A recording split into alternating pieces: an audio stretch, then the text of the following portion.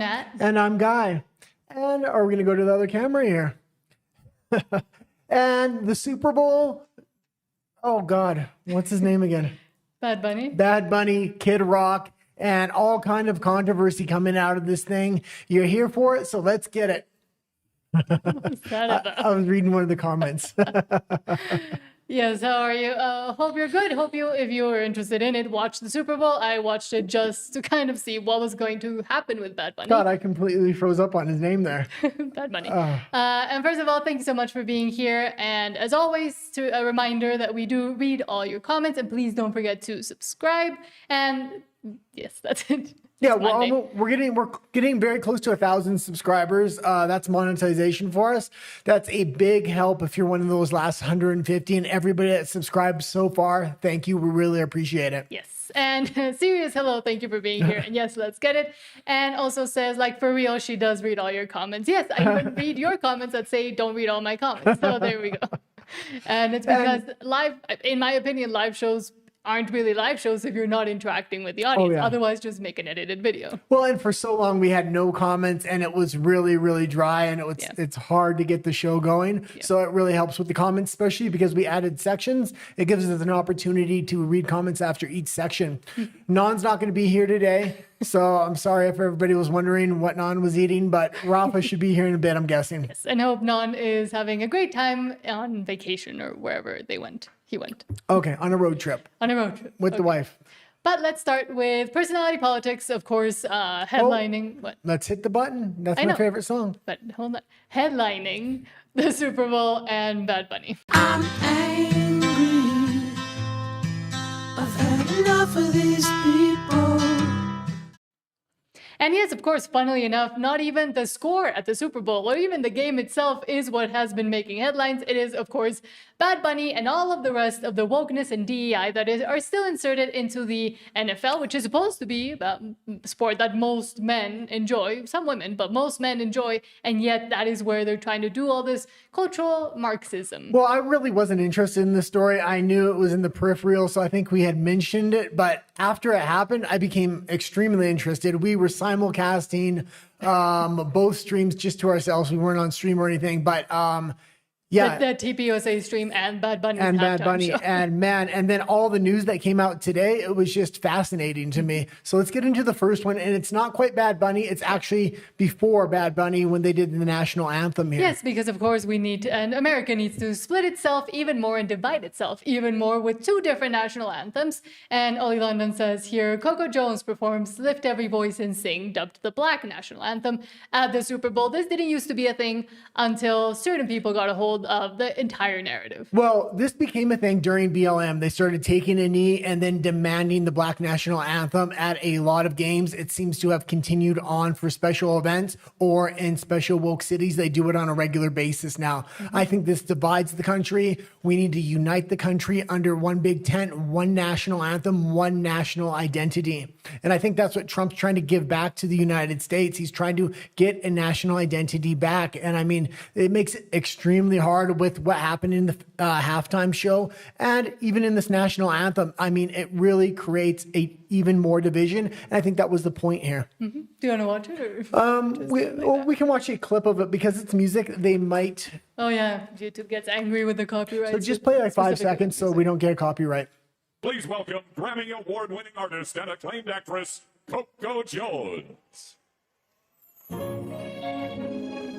Okay, and you can hit it there. Because any clips of the Super Bowl, they're going to ding us for sure. Yes. But oh well. Did you have anything else to say about the Black National Anthem? I just kind of wanted to lead with that because that's what happened. That was kind of the segue into what happened at halftime. And it wasn't as audacious as I thought. And you had a good theory when we do get into the halftime show here of what it was actually supposed to be. And after you said it, I couldn't unsee it anymore. And if you did, I mean, most Americans, I'm guessing, and probably even Canadians, have no idea who Bad Bunny was until, number one, he was announced, and there was a little bit of controversy when the first announcement came out. And some people looked into it, saw him dressed in drag here in Latin America. And of course, I did know who he was, the mumble I mean, he just mumbles and sounds retarded, in my opinion, but also his lyrics have caused a lot of controversy in Latin America because a lot of feminists did start defending him, even though a lot of the lyrics are specifically the kind of denigration and microaggressions that most feminists are usually complaining about. Well, I actually had no idea who Bad Bunny was. He once in a while would come up in the news, so I would know him from that. I knew him from the political side, kind of, when the political and the music would kind of cross over and he would have a controversy. But then I would be walking to jiu-jitsu or somewhere else in the city here in Mexico City, and there's these little newspaper stands, and sometimes they sell toys and calendars, and there's a gay Bad Bunny calendar. Every time I walk by, I'm just like, I've never seen that. Oh yeah, it's right by, I don't want to say exactly where it's at, but it's ridiculous. Funny. And then when it was leading up to this controversy, I was like, oh, this is who this is. But interestingly, even though a lot of people didn't know Bad Bunny, and even here in Latin America, that even though they did know him, the controversy starts when, and I think it's the most important part, that a lot of people that are complaining and are talking about what happened at the halftime show and who Bad Bunny is, kind of skip over. And it's the fact that he has been tied since the inception of his music label called Rimas Entertainment, to the Venezuelan dictatorial regime. Well, and before we get into this, we actually have a ton of articles on this story. So we're going to get pretty in depth into what happened with TPUSA, what happened with Bad Bunny here. There was just so many different layers of this thing I didn't realize until I was gathering the stories today. And this was probably my favorite layer because it really shows the history.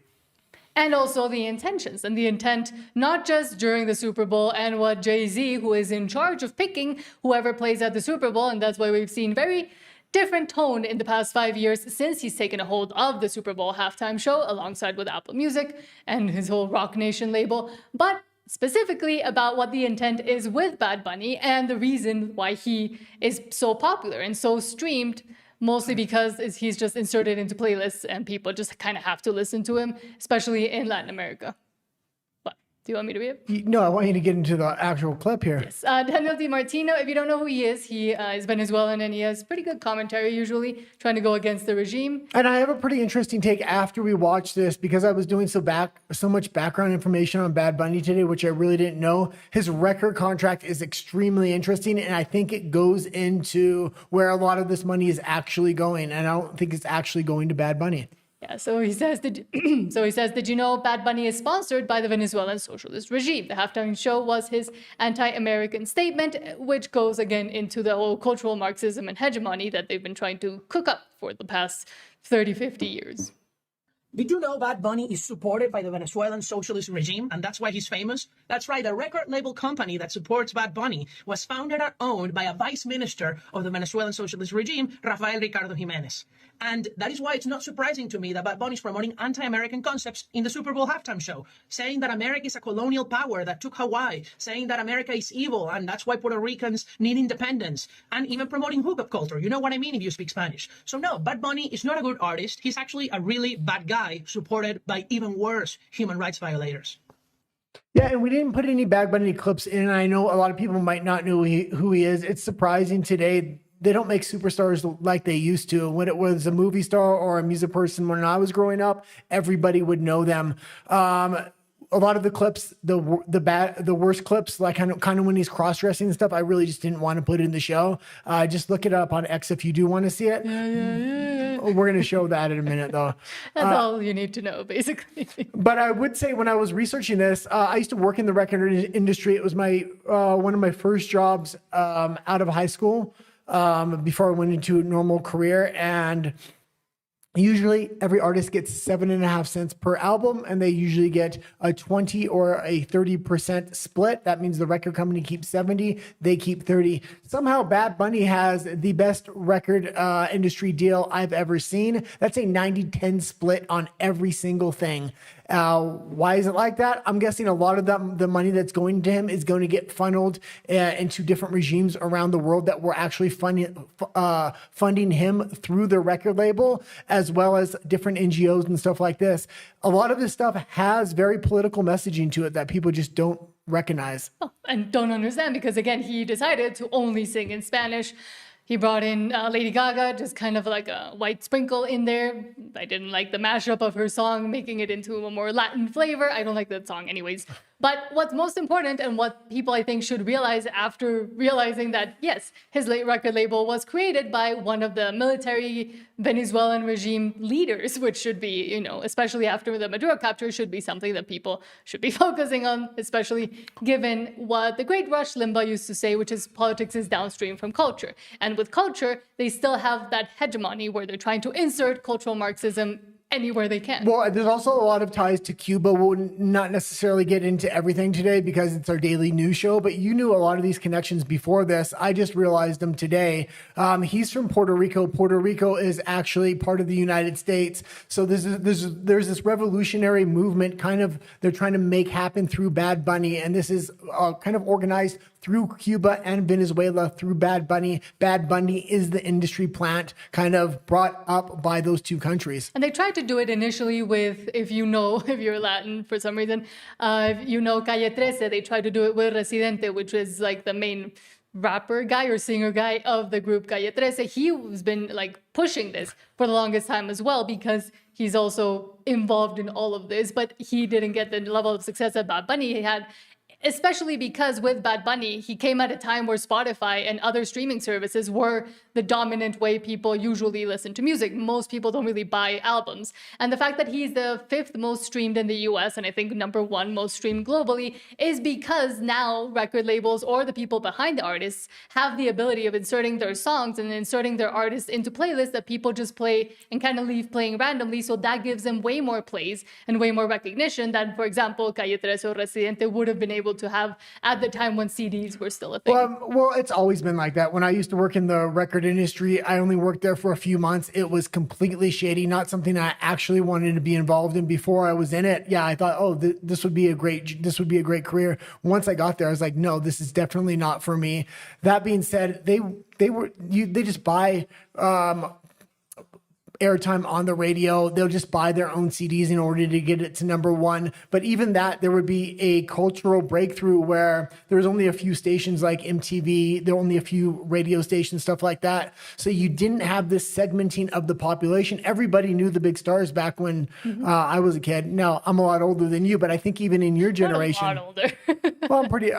But yeah, I mean, I still come from a generation where most people knew who the big artists were. And I've also been going through all the past, because of course on X people started posting like other past halftime Super Bowl shows and the best ones, and everybody was dancing and singing along, be it Michael Jackson, be it Britney Spears was there with, who else was it, NSYNC, and who was the main ones? Well, whatever. But we've seen a lot of other examples where the crowd did get happy, and we also have an example in a bit about how the crowd reacted to Bad Bunny. Well, I also think they need to go back to a star for all ages there, for everybody, and it's going to be older stars that still have that recognition. A lot of people just don't know who Bad Bunny is, and I'm surprised, and it really made me look at, like, who are the other stars today, and they just don't have the same breakthrough that stars of the past used to have. And it's just the older ones that get talked about mostly. I mean, I think, for example, Shakira and J-Lo did a bit better,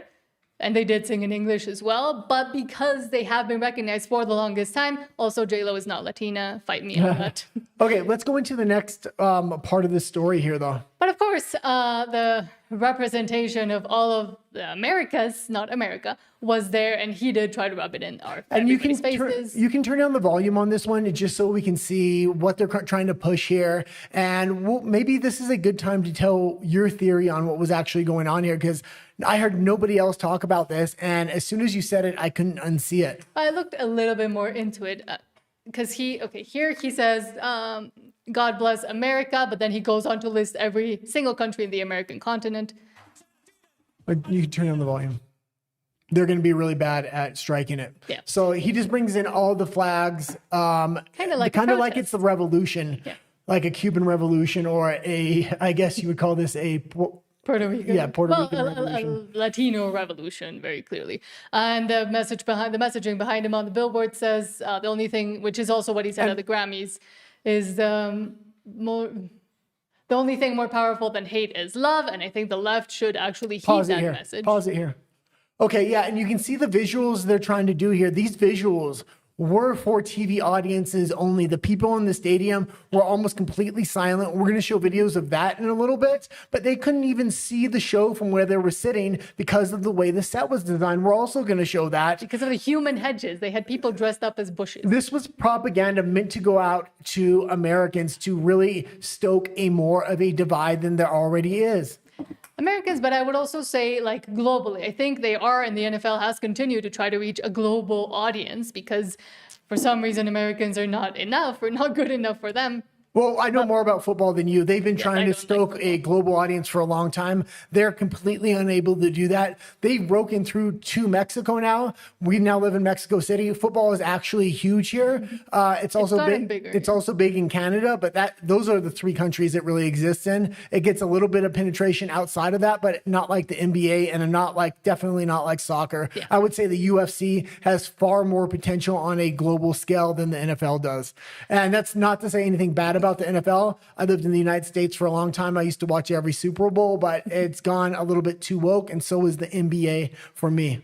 And the NFL allowed a lot of this to come in when the DEI, the BLM, all of that started going on. They were some of the first sports leagues to actually grab a hold and push it through fully, almost forcing a lot of their teams and a lot of the teams to actually, for example, allow players to kneel down during the national anthem, even if the sports team itself didn't want to do it. Well, I used to think, like, what the hell is going on here? Are these guys in the Epstein files? Why are they so allegiant to this woke crap, to this diversity? And then if you really just calm down for a minute and think about it, I guess in a corporate boardroom, when they're living in a bubble, they're thinking they want global penetration outside of America. So diversity is a good thing. They're absolutely destroying their brand. And that was the wrong way to think. They're just not willing to back off of that. They think if they push it hard enough, it's going to get global penetration. They're trying to please everybody. And what they're going to find out is they can please nobody.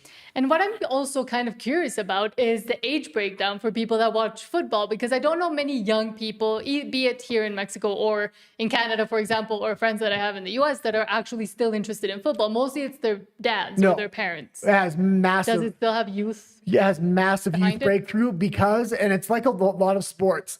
In the United States, there's a lot of high school teams for football. And so this is how you get the penetration of the youth. It's from youth sports. Here in Mexico, though, they have a ton of football teams here. And I'm not talking soccer. I was really surprised.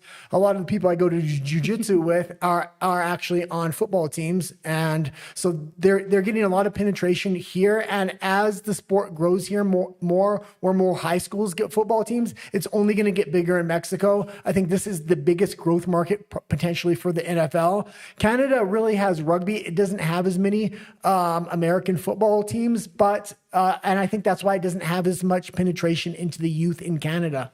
But a lot of countries just don't have that American football in their high schools, like Europe, like the UK, stuff like that. Yeah, because, I mean, in my youth, the number one sport, of course, here in Mexico was soccer. And every school did have a soccer team, and then soccer is watched. I mean, still the numbers for the World Cup are way bigger than for the Super Bowl, for example. But when I left Mexico, it did kind of start with the whole American football thing. Yeah, but it was rare to find somebody that did that. It's like finding someone that plays hockey here in Mexico. Well, yeah, I was shocked when we moved to Mexico how big American football was, how much it's advertised. There's a bunch of stores everywhere. American food has penetrated the market huge here, I think, because of American football and because of sports bars here. That being said, I lived in California for a long time, Southern California, and a lot of the Southern U.S. And amongst Mexican Americans, football has always been huge. But when I used to talk to people directly from Mexico, it wasn't big. They were always about soccer. But since moving here,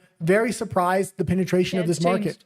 And it has changed, and I think the USMCA did play a big part in that as well. And the trade barriers kind of being lifted a bit more between Mexico and the U.S. I think it was just mainly bringing it into high schools. That was a good move. So if the NFL wants to make more penetration, they need to get these sports into high schools. Now, it's a big bill to foot, but it pays its dividends for the new generation. Rather than getting gambling on Disney Plus or whatever else they want to do, just putting American football into schools would be great for them.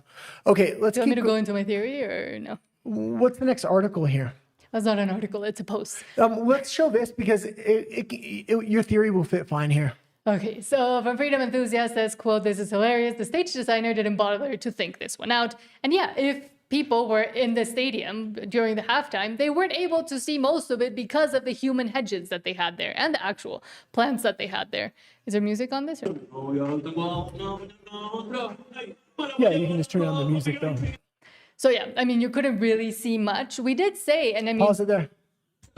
Yeah, and he's singing here. You can't see anything but the hedges. This was not made for a live audience. And when we showed the clips of the audience later, man, that really came through. There was no energy in the stadium. Nobody was dancing. Nobody was singing along. There was the odd person here or there, and that was it. Even the one girl that was making one of these clips, she wanted to dance, but she felt awkward because nobody else in the stadium was dancing. They were completely silent. They were just filming this thing, kind of ready to post it for social media, what we got here.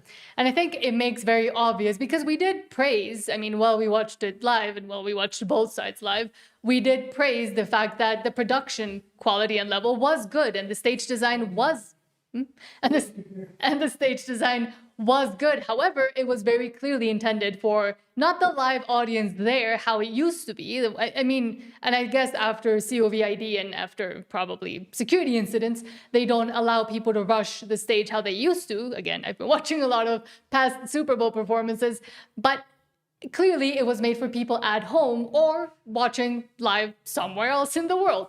But there wasn't much care taken for the people that it's supposed to actually be for those that paid upwards of, I guess, $200 or however much the tickets are for the Super Bowl to watch it live or to even be down there live and dance live. Maybe because they were scared that nobody would want Let's go into your theory here. I mean, this is kind of part of my theory, but the main theory I had is that they probably had a very different, because we saw a narrative kind of woven through the show. And they start in the fields, again, victimization and the struggles of the working people and the slaves, etc., and makes America feel bad about it. Hold on.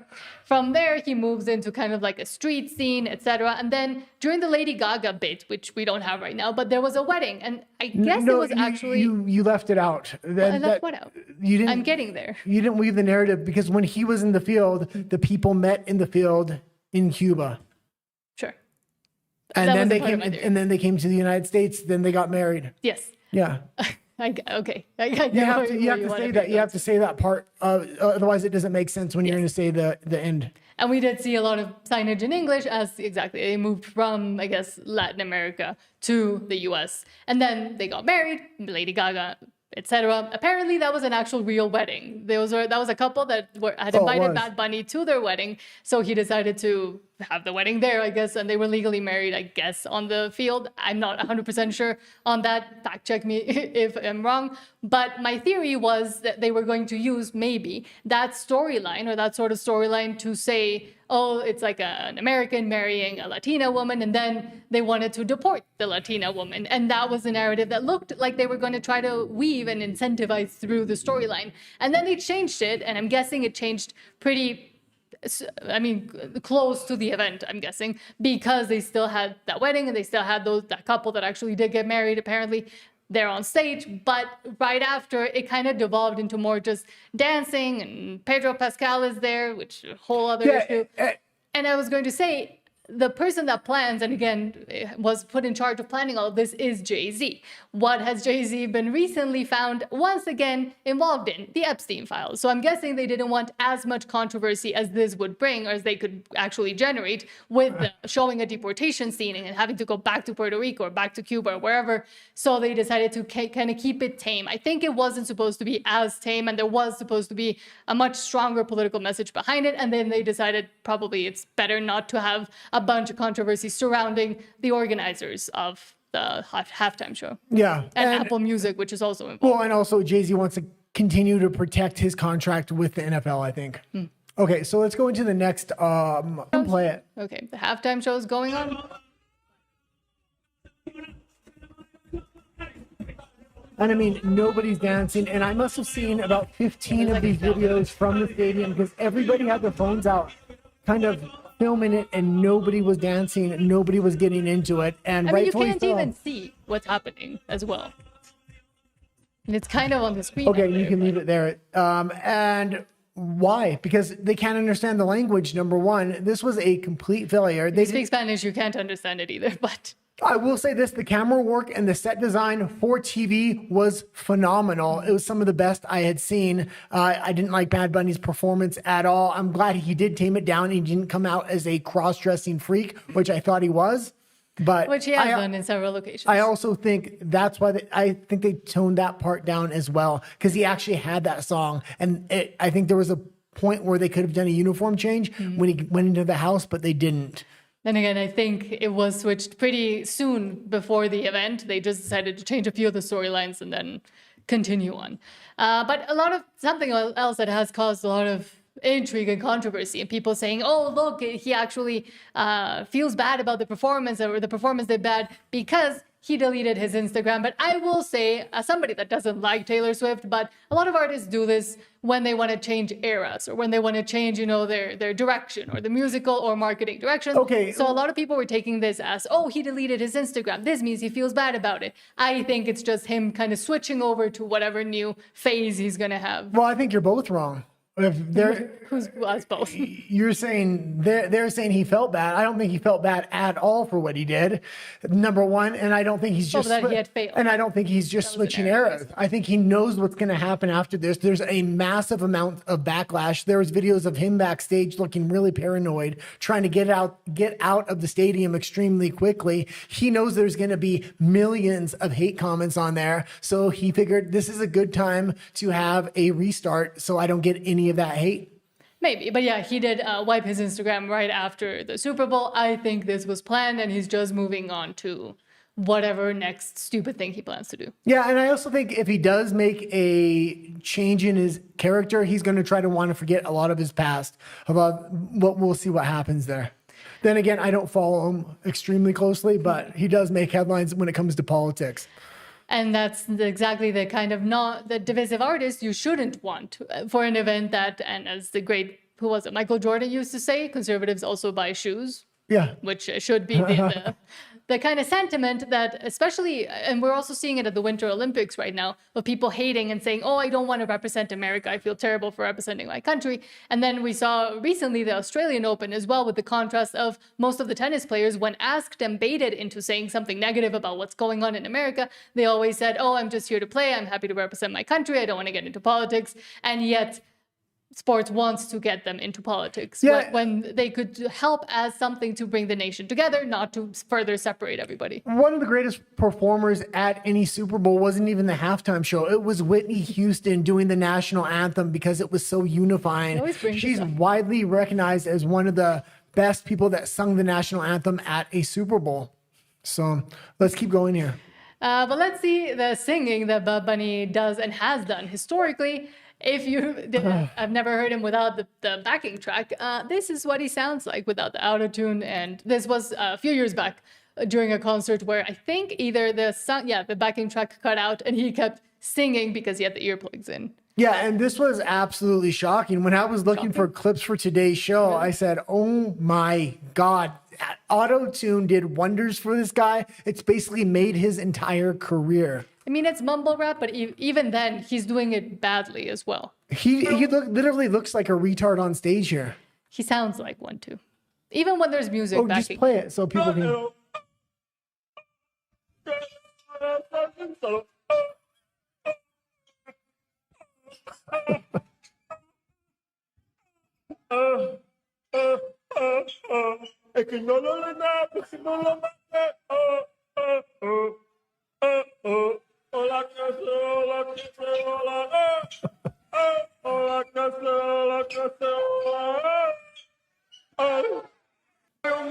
And that could have been a Saturday Night Live clip, literally. Ashley Simpson, yeah. Absolutely insane. That's what... you take away all the auto-tune, all the fireworks, everything else. That's what we've been reduced to this day for our superstars. That's absolutely crazy. I can see why country music's actually making a comeback, especially the ones that don't use auto-tune. I really thought TPUSA missed out on an opportunity. I would have loved to see Oliver Anthony there. I would have loved to see Tom McDonald. Or Tom McDonald, yeah. He just brought out his new song, Pray for the Left, which is it's less rappy and more kind of indie rock, I guess, maybe indie pop even. But this year's TPUSA event, this was We'll talk about it a bit more in a bit. yeah, this don't wanna was the move away. trial event, and it was a huge success. So I think next year they can actually invest a little bit more into it and go a bit bigger. But they did a phenomenal job.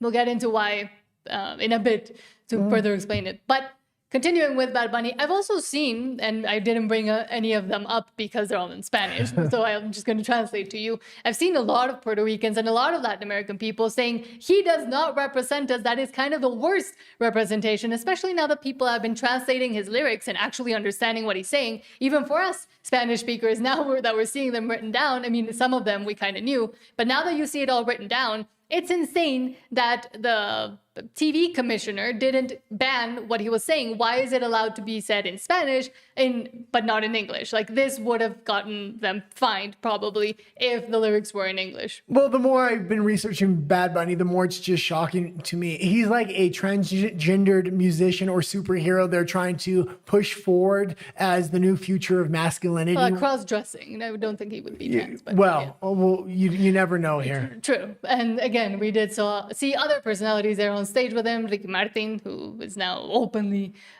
gay. And we also saw a lot of dancing that a lot of people are saying, well, but that's how Latinos dance. No, that is not how Latinos dance. That is not salsa. Yes, that happens in clubs and stuff and in certain countries, but the majority of Latinos actually know how to dance properly. That is not salsa. That is, I guess, would be like reggaeton and grinding, but that is not what most people do. And the fact that a lot of Americans are trying to defend it, saying that, oh yeah, this is just how Latinos are, just shows in what way they see actual Latinos and how denigrating it actually is that they believe that they should be defended because this represents all Latinos. Well, and then they had gay people grinding on the field for the halftime show, which was absolutely not family friendly. And like, Not just gay people, everybody was grinding on each other. TPUSA was focusing on God, faith, and family, and they really hit the note fairly good there. And even if you didn't like the show, it was somewhere safe to go at halftime if you had your kids watching football with you.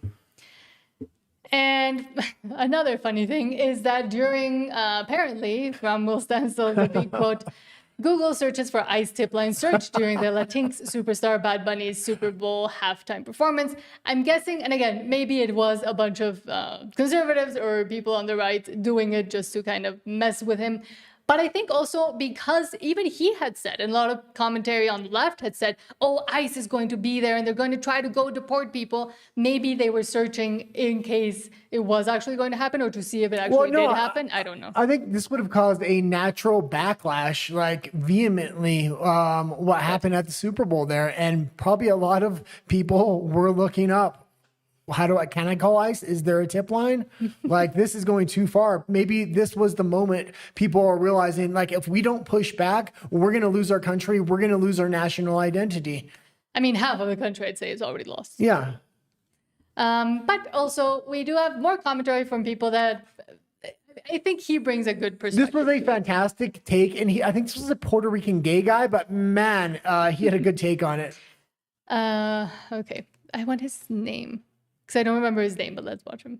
You might not like the truth, but I'll never tell a lie. Bad Bunny, when you speak for Latinos, you speak for your fucking self, homeboy. Somebody who actually lives in Puerto Rico, which you don't. I can tell you that the majority of people here call him Benito el Comunista. Benito, the communist. Because when it comes to Bad Bunny, two things can be true at the same time. You could be an amazing musician and make great music, but you can also have garbage ass political views. And what's happening with the Super Bowl is nothing but a political stunt. In Puerto Rico, Bad Bunny is part of the political party that wants independence for Puerto Rico. He has extreme leftist views. Think AOC with auto-tune. And I want to say that as a gay man, please stop pandering to the gay community. Very inauthentic. And you being a role model for boys while pushing hyper-feminization is something I don't fuck with. See, while he's out screaming independence for Puerto Rico, he's doing it all from his Malibu mansion while flying private from here to there. Yet he wants Puerto Ricans to give up their passport. Well, newsflash, Benito. If you want Puerto Ricans to give up their U.S. citizenship and their passports, you should be the first one in line. Lead by example. But you won't do it, will you? So while you're out here selling "We Should Hate America" to young Puerto Rican men, I find it absolutely ironic that you're doing it all while living what? The American dream. Yeah, you see, he believes that us Puerto Ricans should give up our citizenship, yet he's out here fighting for illegals to get green cards. How the fuck does that shit work, homeboy? You're a fucking walking contradiction. Let me tell you something. I grew up in New York, and I have the things that I have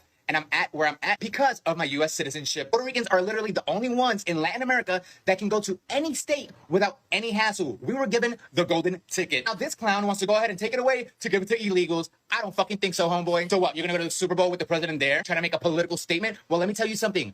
48% of Latino men voted for Trump. That's the majority. So I don't know who your demographic is right now. I also find it quite hilarious that you like to bash President Trump, yet you always conveniently leave out all the horrible, corrupt governments that these people are fleeing from. Why don't you call out those leaders? Because that doesn't fit your fucking agenda, does it? That's right. Bad Bunny, brought to you by Venezuela. Because see, what pisses me off is that he's out here using his platform to paint Latinos as victims. Newsflash, homeboy, we voted for all this. Oh, that's right. We voted for President Trump to secure that fucking border and deport any motherfucker that came in here illegally. Oh, Bad Bunny cancels his U.S. tour because of President Trump. No. This is not against President Trump. This is against your very own fans. Let's call out the hypocrisy, homeboy. Your millions come from American banks. You get paid in American dollars. Your Nike and Adidas deal? Oh, American companies. Your luxury lifestyle? All built on the capitalism that you pretend to hate so much. And your money being stored in American banks. See, you're out here wanting to play revolutionary while at the same time collecting capitalist checks. Don't be a fucking hypocrite. And don't ignore the Puerto Ricans who have built a life in the United States. Not to mention all the Puerto Ricans serving in our military. So you can continue to cancel concerts over President Trump,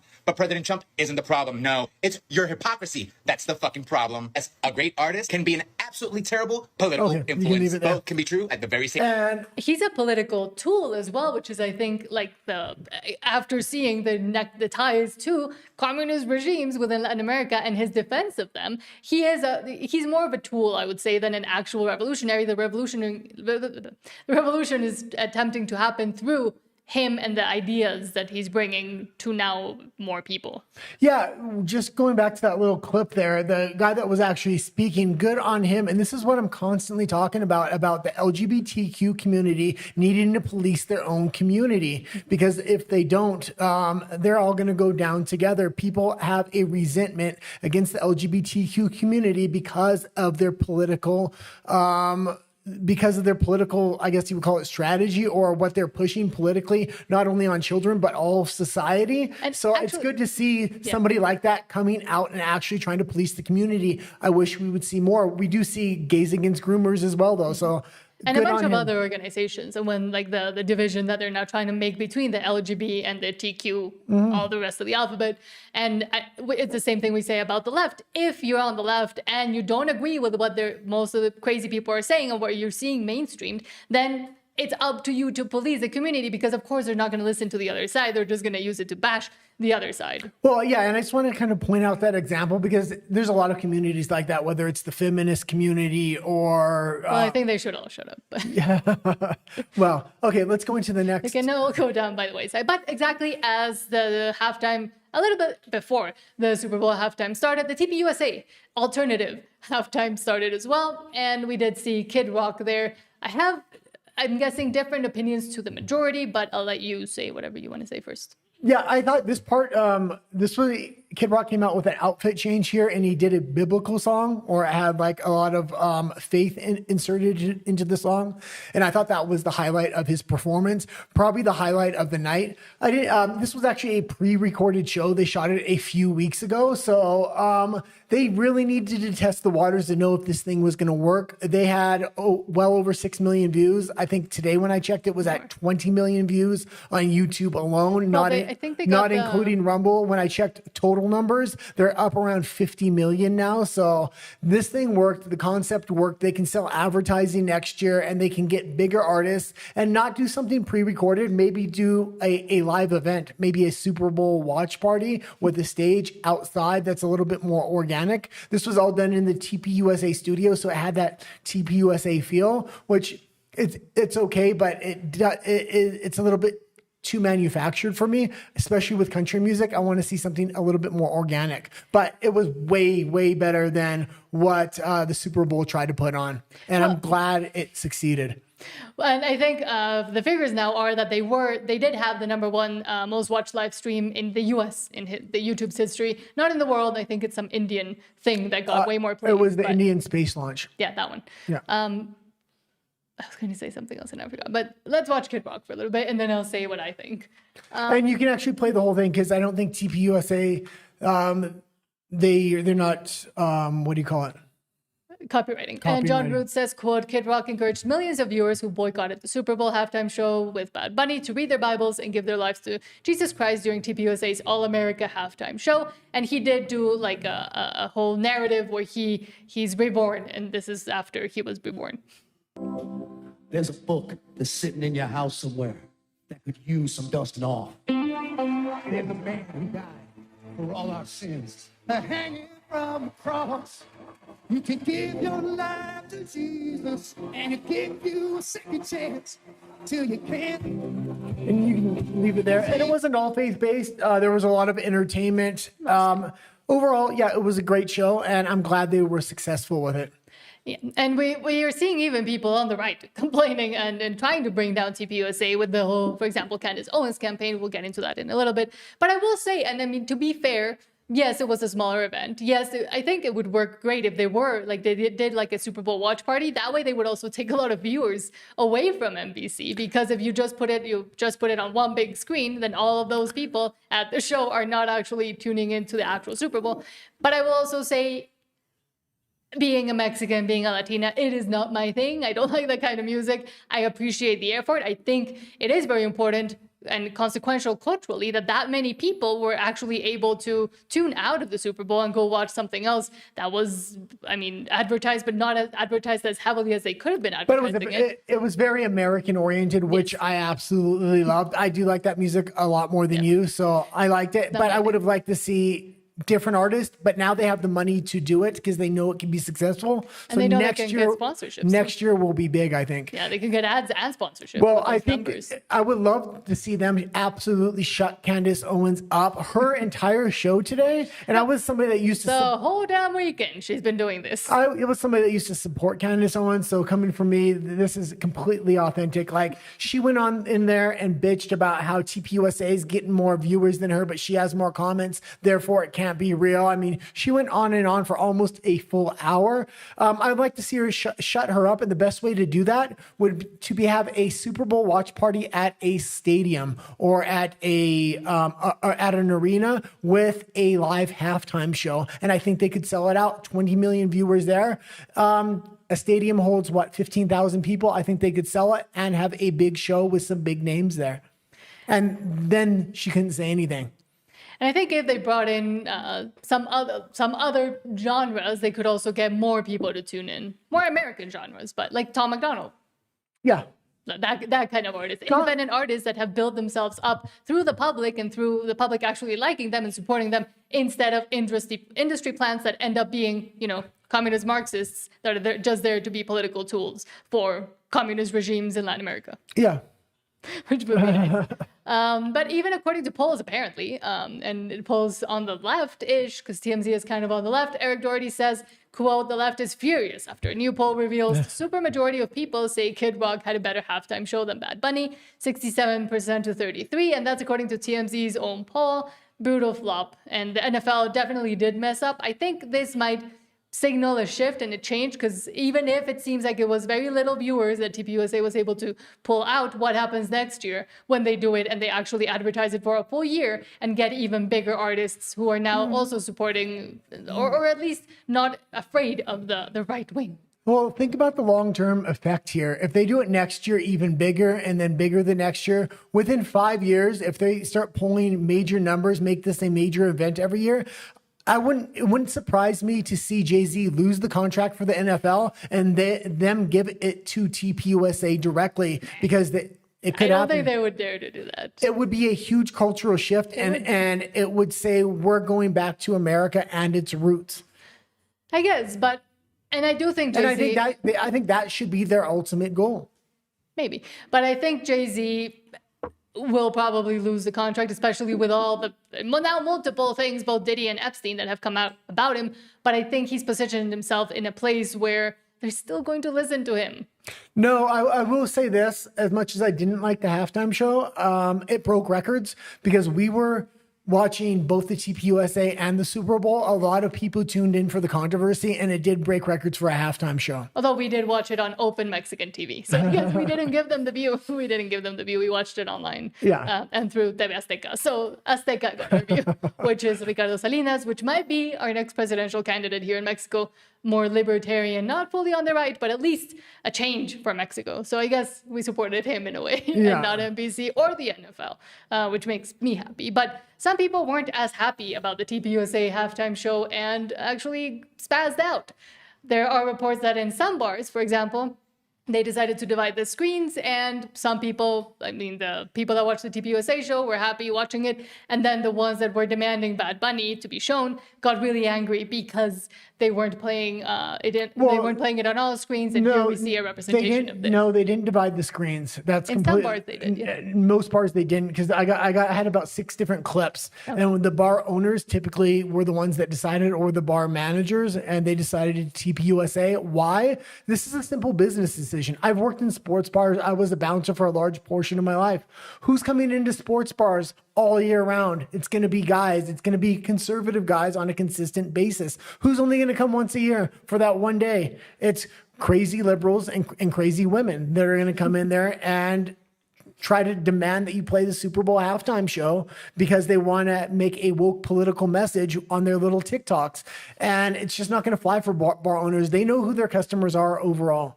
So next order says, quote, a man walked up to a bar owner and called him a racist for playing TPUSA's halftime show. The bar owner responded by kicking him out and banning him from the premises. Well, there was another clip where the girl went to her car. She had a Bad Bunny shirt on. She goes, I really just went to the Super Bowl bar to watch Bad Bunny, and then they didn't play it. They put TPUSA, and she was in tears. I was trying to decide which clip to put, but let's watch this one. That would have been funnier.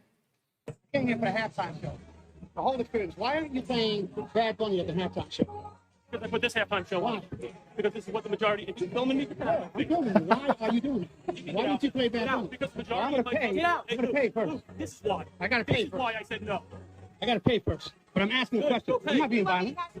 Yeah, I gotta pay first. I shouldn't pay What's your because I tab came here under? for the full experience. What's your tab under? The full Super Bowl Okay, experience. what's your tab under? All right? I came here for the full Super Bowl experience. Are you the bouncer? Are you the manager? Are you the bouncer or the manager?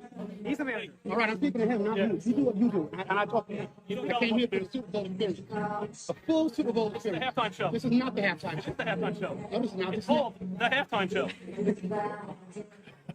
No wrong. We're at the zoo, and the zoo refuses to And play pause it. Bad Bunny for some reason. And we're going to let it play all the way to the end, because what happens at the end is actually the best part, and I think the most revealing. During the halftime show, they want to play somebody else. All right? I'm going to put this on my social media. There you go, baby. Good. All right? There you go. There's your tab. You have a good night. Thank you. You might get customers, you might lose a lot of customers. Because you might look like a racist. All right? You might look like a racist. So do you. Why? You're a racist. Why? Complaining about the show. This show right here is not All right, the can show. you do me a favor? I have a bunch of other things that we have to Came here for do. the Super Bowl Okay, and that's good. That's the part I kind of wanted to show, where he said, I'm going to post this on social media. And the manager says, thank you, because he knows that's actually going to bring him customers. Conservatives will go support a place that supports them. And if you're a sports bar, the majority of your customers are going to be male, and they're going to be conservative. Not all of them, but a large And in majority. Vancouver, it was touch and go there sometimes with the kind of customers that the bars have. But I'm literally talking about the United States no, here. I know, but I'm thinking of like certain spaces where. But what was funny too, and something that a lot of people haven't pointed out, is that the Super Bowl was in San Francisco, where you would think more people would know about Bad Bunny, especially because of his cross-dressing and his very subvertive lyrics and the shows and etc. But even then, most people on the stands, as we showed, and there's a bunch of other clips, were just standing there. There was 1 or 2 people saying, why is there nobody else dancing? Because nobody else understands, or actually, even though they virtual signal all day, they don't actually care that much about it, and they don't care to even try to understand it. And that's when it was revealed to me, because thinking, okay, it's San Francisco, and yet nobody is kind of fully supporting this, even in the stadium. Yeah, none of the average people that I was watching today when I was gathering stories like Bad Bunny. overall consensus was it was a bad show and it was trying to be political, except all the stars that were at the stadium in their little boxes said how much they loved it. Even Adam Sandler, I was so disappointed when I seen Adam Sandler talking about how great Bad Bunny was. And it was just star after star after star trying to show solidarity behind Bad Bunny. Because they know what the narrative has to be, and they know what they have to support. And they're in a bubble. Yeah, literally in the boxes, in a bubble. And even, again, Pedro Pascal was there, not Latina. Jessica Alba was there too, dancing on the field. But somebody that did also take Bad Bunny's side just to bash TPUSA was, of course, Candace Owens. Again, throughout yesterday, today on X, she has been going at them and trying to, sounding just foolish, but now she even did a whole show, as you mentioned, about how bad TPUSA did. And again, just mask off, as she always does. The quartering says, quote, Candace Owens is not a conservative, no matter how many times she claims she is.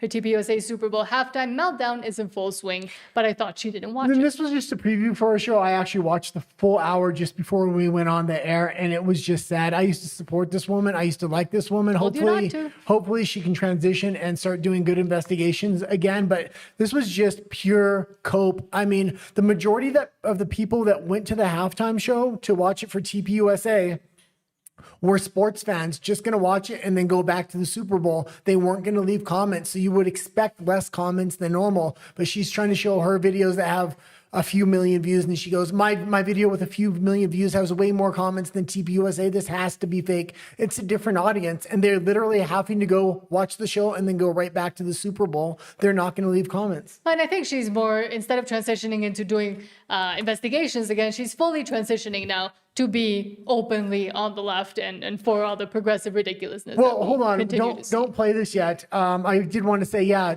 I think this was the day where she starts soft selling the left and starts to transition. I don't know if she'll do it in the midterms or she'll wait to the 2028 election. She'll either say, don't vote, or she's going to say vote for the leftist candidate. I think she's going back to her roots and she's going to slowly transition back to the left. The left right now is trying to soft sell leftist Christianity. I wouldn't surprise me if she goes back to the left. I feel like I'm the only conservative that doesn't go into the Super Bowl wanting to hate the halftime performance. And I don't know, that's very fashionable. I'm gonna give you my review. I'm also going to obviously discuss this really strange predicament of Turning Point faking their views. It's very obvious. And I'm gonna show you that. What is the purpose of that? I guess kind of twisting the fabric of reality. And then I have something explosive for you, well, potentially explosive, that we have discovered in the course of this investigation. I don't want us to get sidetracked and to forget that we were getting very close to understanding what happened on September 10th, or rather what didn't happen. Okay, that's good. 10th. And that big explosive thing was a big nothing burger. She's trying to ruin somebody else's life by investigating somebody else's husband now. She's gone down through... Investigate her own husband. She's been going through so many investigations of family members of other people that have led to nothing, but put them out there on a national level. I mean, this has probably ruined some people's lives. That being said, she had a lot of praise to give to Bad Bunny.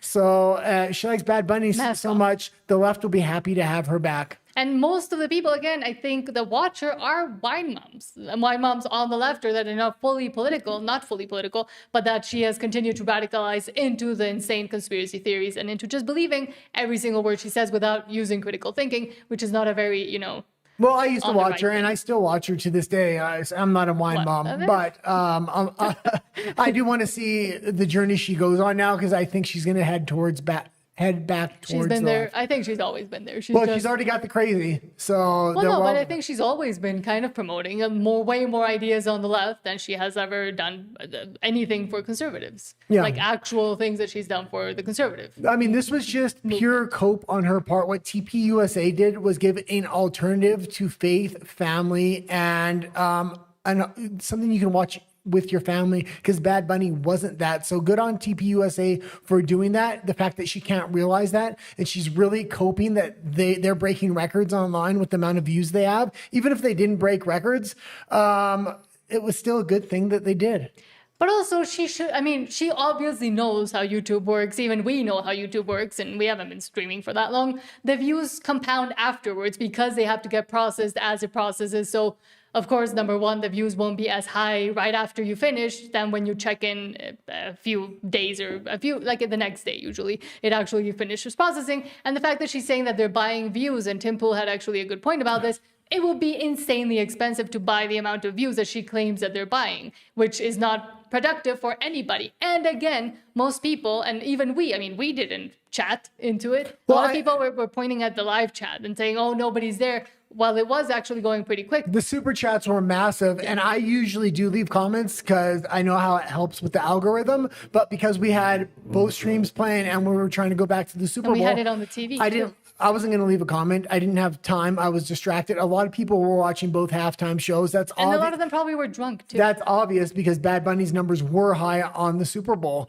And then a lot of people were waiting for the Super Bowl game to start again. And TPUSA's thing started early. So by the time it ended, the Super Bowl was about to start again. And again, the NFL should really realize that this was not convenient or good for them as, you know, a sports institution, a sports thing, because nobody's talking about the damn score. Apparently it was very wild and the Seahawks won, but I only know that because I looked it up. Most people that are talking about the Super Bowl and the hashtags that are going on and the trending topics about the Super Bowl are all about the controversy about this retard mumbling and giving a bad or good show, whatever you want to point it at, but it's not good for their brand as the NFL, as American football, that this is now the one thing that everybody's talking about the day after their biggest event of the year. What's good for the NFL is if they put a campaign together to put pressure on the NFL to sign TPUSA to do the halftime show. No, I think it'd be good to keep it separate, just to have that distinction between how many people watch this versus how many people watch that. I don't think so. I think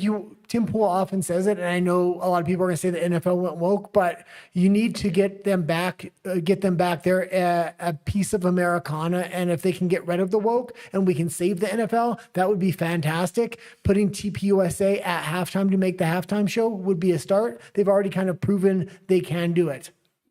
And now we'll read comments because after this, we're not going to go into that. We're going to go into other things that are not Bad Bunny. But Virginia Bradley, Oh, that might be. Yeah, that's what I'm thinking. Ron Bradley? Yeah. Well, if so, she says, saludos desde Orlando, chicos, or greetings from Orlando. Hello, thank you for being here. She watches your show as well because you're in Spanish, and she speaks Spanish as well.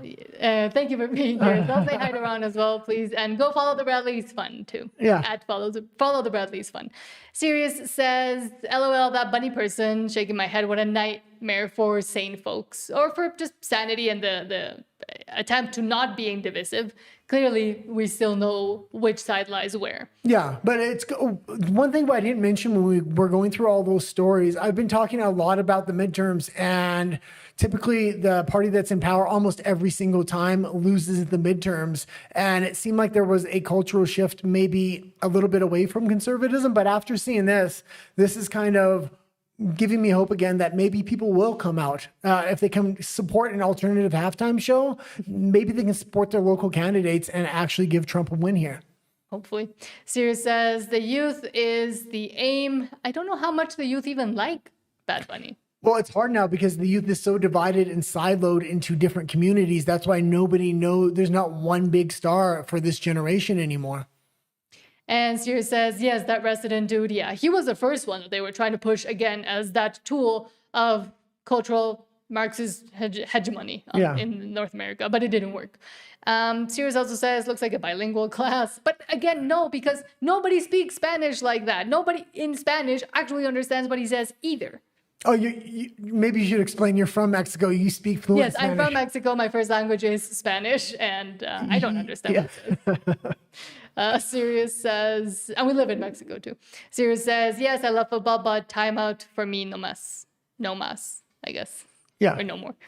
Sirius says, wow, this he sounds terrible. Exactly. It's mumble rap, and I don't like it in English either, but even with him, there's other mumble reggaetoneros or reggaeton people in Spanish that people do understand. He is a specific case of terrible. It's not about not understanding them. It's about when the music cut out on that clip that we shown. That is absolutely ridiculous. I don't care what it is. You need to make it sound good, and that doesn't sound good. That sounds manufactured in like an industry plant. Because he is. A communist plant. Sirius says, messed up bunny, and also says, LOL, we can take it to the back. It's not your bar, and it's not negotiable. Exactly. What I was trying to say before we played that clip is that in other bars and in other circumstances, it was shown that while the conservatives were like, well, I mean, we don't want to watch Bad Bunny, but if I can watch the other thing on my phone or if I can watch it in a different screen, I'm not going to scream and yell at you. And yet every time the left was confronted with having to watch the TPUSA show, they all made videos and they all got upset. So there's the difference. Like the conservatives are proving one more time that they're way more tolerant, literally, than the left ever will be. Well, and you have to think, if conservatives are at a bar and they're playing the regular halftime show and they don't want to change the channel, what's the conservative going to do? They're probably going to go on the phone to give the view to the TPUSA halftime show because they want to lend support. And even if they don't play it with sound, they're just going to let it play. And that has to be done more. Also, again, talking about the midterms and everything else that's going to be going on, where the conservatives could actually make a change if they realize that they do have the ability to, instead of not doing much. But also during the halftime show, a bunch of different ads played. I don't think we're talking about most of them, but there was one that caused controversy that made Michael Knowles actually tweet something pretty wise, in my opinion. And then, funnily enough, Elon Musk responded with actual actionable steps about it. I'm talking about the ad from the Epstein victims that came out mostly just claiming that they were victims and that they wanted to fight, blah, blah, blah. And yet, as Michael Knowles rightfully said initially, and here Officer Liu says, quote, Elon Musk just declared he'll cover legal defense costs for anyone who speaks the truth about Epstein and gets sued over it. Because the point that Michael Knowles had made before Elon Musk put this tweet up about the ad is that they had 4 years if they wanted to come forward and have the full protection as well from the Biden administration and now the Trump administration. However, they might be too scared to do so for getting sued, and yet they could always, and this is what Michael Knowles said, they could always give a list to some congressmen to read out in front of Congress so they don't have to, get sued or have the immediate after effects. And then Elon Musk came in and said, well, I will pay for the defense of anybody who wants to speak up because the truth is important, essentially. Yeah, they're going to have to do something because Ghislaine Maxwell testified today, and her testimony was the Fifth Amendment. This is what I'm going to expect from Bill and Hillary right now. I was hoping she was going to flip on somebody and then they can get those people to flip. Now all we got left is Bill and Hillary, and I'm almost positive they're going to take the Fifth as well. So we're going to need some whistleblowers, and those whistleblowers are going to need legal protection. So Elon Musk offering this, I think, is huge. Mm-hmm. This was just the end.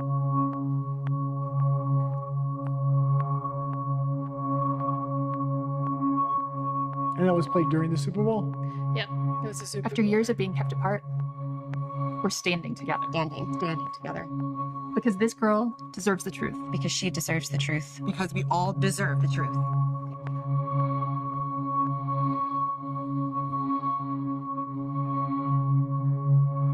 It says tell attorney Pam Bondi to tell the truth, and then Elon Musk said that he will pay for the defense of anybody that actually wants to speak up.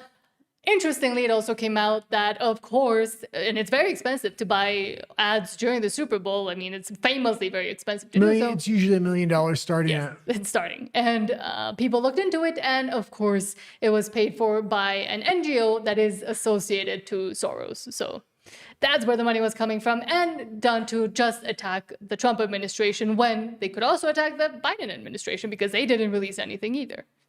And that was the point Michael Knowles was trying to make. I didn't get that from that. The fact that Elon Musk came out saying he's willing to pay for any lawyers for whistleblowers, I thought that was a right-wing commercial. So that might have backfired. Well, no, he came out, that tweet came after the tweet that Michael Knowles had done, saying, well, they're complaining so much, and yet they haven't done anything themselves either. But let's go to the next story. Okay. From Fearbuck, quote, and we're still in personality politics. I brought this up because this is ridiculous. I didn't understand how young this kid actually was. He's not even 21 yet. The amount of performance-enhancing drugs and drugs that don't even increase his performance in an athletic sense is absolutely ridiculous. He's becoming a major influencer for other kids, especially in that are under 18. So, like, I really hope this is not a trend that's starting, but we can play I it. think it's been starting for a while. We can play it, and I actually want to play what he says he takes, because when he goes into the stuff that's not even for athletics, it just baffles my mind. He's not even 21 yet. Your body should naturally be making this stuff. YouTube, please don't get mad for us. This is Cliffy Clear saying it to the New York Times. Yes. Everything you've ever done. What's your stack right now? Like, what do you take every day? Yeah. So right now I'm on a very low dose of test. I'm on around like 220 milligrams. Okay. I've been like lowering my dose, throughout the past couple months. So that's my TRT dose. I'm on 25 milligrams of Accutane. I'm on 12 milligrams of retatrutide. And pause it real quick. And he was just arrested for having a fake ID for trying to buy alcohol. Let's just remember, this kid is under 21, and he's influencing a lot of other kids that are very, very young. Milligrams of nebivolol. What's that? It's a beta blocker. Okay. Kind of even you out? Even me out? Yeah, I mean, what's the point of taking the beta blocker? So it blocks the beta 1 and the beta 2 receptors, which just make it a little bit easier on your heart with the higher blood pressure and sort of Gotcha. Okay, so testosterone, Accutane, Reta, nebivolol, beta blocker, or the nebivolol is a beta blocker. Yeah. Okay. Nebivolol is more selective of the beta 1 receptor. Okay. Propranolol is another beta blocker people take. Yeah. That's the beta 1 and beta 2, which blocks like a lot of the physical anxiety that you could get. Is that it? No. Go on. So I usually take melanotan too. I haven't taken it in like a little bit, but I just want to make sure that that's in there. What's that? Melanotan 2 agonizes something called your melanocortin receptors, 4 of them to be exact. And that basically induces melanogenesis. So when you're exposed to UV, you're going to basically produce melanin at an extremely exacerbated rate. Tan about 100 times quicker. So helps you tan? What's up? Helps you tan? Yes. Okay. Because UV is extremely aging, so you want to limit your UV exposure as much as possible. So you want to tan in a short amount of time as possible, essentially. Yeah, because UV. So I'd use injectables for that. So his hands are white. He's using self-tanner too. Look at his hands compared to his arm. That's You take melatonin too. That's a phenomenal antioxidant, if taken in high doses. And a lot of people think I'm memeing when I say taking 300 to 500 milligrams is phenomenal. Before you sleep, or? Well, yeah. The problem is, like, when your receptors are sensitive, you're going to feel terrible the next day doing that. But it's an extremely good antioxidant for your liver and your brain. So what you want to do is you want to downregulate your receptors so that you're not going to feel like shit the next day. Okay, so melatonin, keep going. What else do you want? I'll do a lot of L-glutathione. So that's another antioxidant that's already produced endogenously. And that helps with a lot of dopamine toxicity. That helps with any liver toxicity from drinking, because, I do like to drink sometimes, and on Accutane, that's not necessarily the best thing for your liver enzymes. That's a lot of oxidative stress.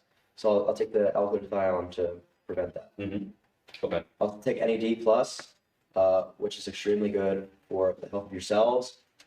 It's good for your, I've used Anavar because that downregulates something called the glucocorticoid Okay, you can receptor. kind of leave it there. That's almost the whole clip, but this is really scary. If you'd have kids or anything like that at home, these are the kind of people they are watching. They are going to be influenced to start going on, whether it's steroids or even he's taking an injectable for tanning. It's ridiculous. He was recently arrested, and now he can't leave the state of Arizona.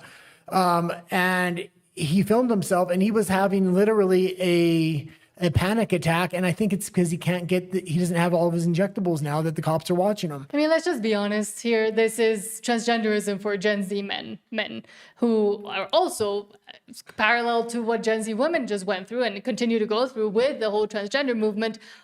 They have also been slotted into this camp, and this is just a different way to sell the exact same thing. How many pharmaceuticals did he just list there? I mean, he said Accutane. Do you know how bad Accutane, and it has been discussed, because when I was young, I had a lot of acne, and I had to take Accutane. Do you know how damaging and how many lawsuits have come out about Accutane itself with cell and hormonal health of both men and women, and how bad it is for your liver? You could actually get cirrhosis from taking Accutane if you're not careful, and then he says he's drinking on it, which is even worse. But just from that little tidbit, it's insane that parents don't know, or if they don't know, that this is the kind of people that their children are following. I mean, he hits his face with a hammer every day. That's insane, just on its own.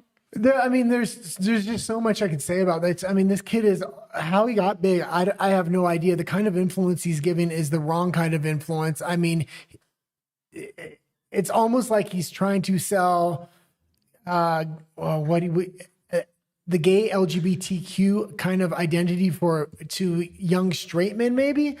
Just a lot of the things he's selling with looks maxing and everything else is beyond me. And the fact that all these other influencers are kind of propping him up is, I don't think it's a good thing at all. Well, I do believe in freedom of speech, but I'm also grateful that he speaks openly about it, so I can speak openly kind of against it.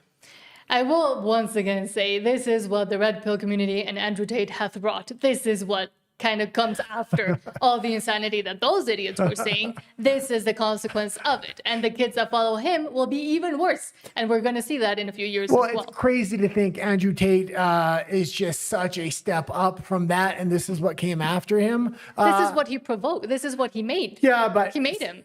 At least in his image. At least Andrew, no, not in his image. Basically. At least Andrew Tate was a mixed bag. He had good advice, bad advice, and some of the first principles he had was good. But I could see how it went from that to this, and this is not somewhere you want the youth to be.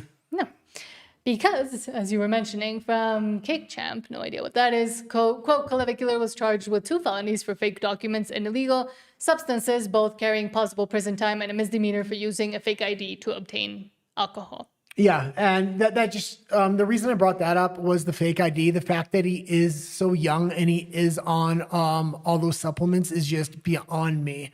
And at a young age, I used to do personal training, teach jiu-jitsu and everything else. At that age, your body will be able to produce whatever you need it to produce. All you have to do is work out.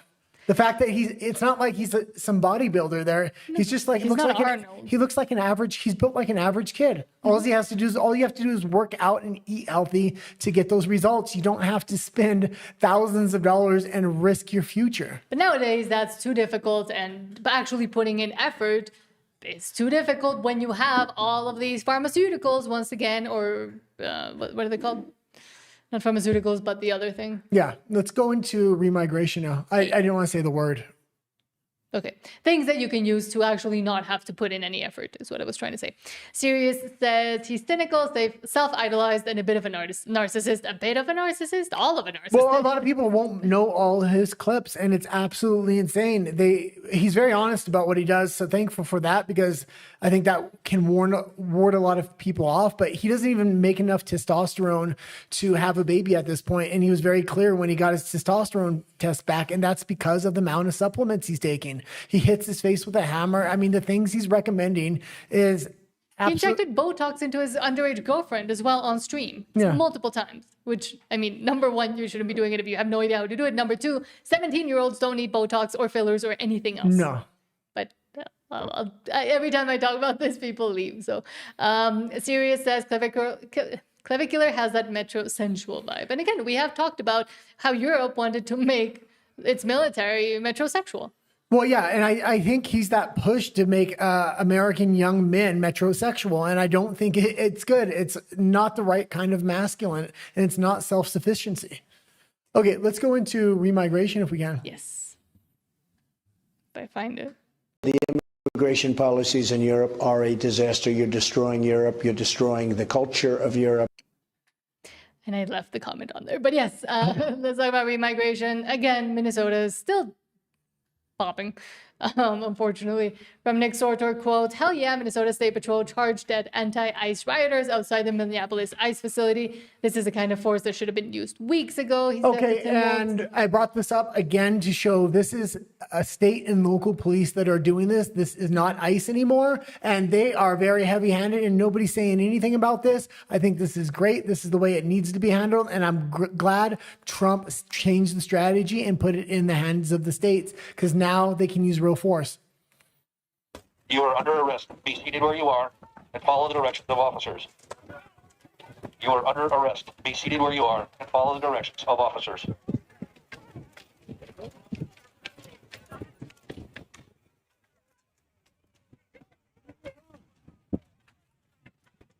Okay, and you can leave it there, and that's great because it looks like they were almost at a rate of one officer, one arrest. And so my only worry would be that we have seen these kinds of tactics in New York, for example, or during other protests in LA as well, where yes, they arrest them, but then the local district attorney or the local jail actually releases them, especially if they have their little lawyer friends that can get them out. Yeah, but I think the Trump administration is going to really be looking into all those arrests that are made. So they're going to make a list as well, which could be good for when the summer comes up to know where to look. And allegedly, I'm not 100% sure because I didn't fully verify, but allegedly some of them are getting their, what's it called when you can go through immigration really quickly when you travel? Their fast pass or whatever it's called. No, that's Disney. Well, their way to move through an airport faster, they're getting that revoked as well. So, I mean, at least they're doing something in that sense. But we also see from Distant Grage, quote, anti-ICE protesters are throwing and sticking, I can't say the word, but adult toys to a vehicle outside the Whipple Federal Building in Minneapolis. And then they later found out that they were doing that not to anybody involved with ICE, but to one of their own activists. Yeah, they find out in the video, at the end of the video, this is one of their own activists. And there was actually a ton of videos. I guess this is the thing now that they're doing. This is throwing adult toys at police officers and at vehicles. This was just the one I happened to grab. I thought it was funny because it ended up being their own activist. YouTube doesn't.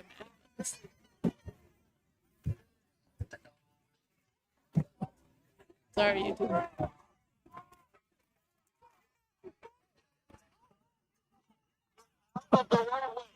That's a lot.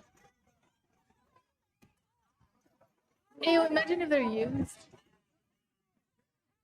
See, now they're taking him off because he said he was one of them.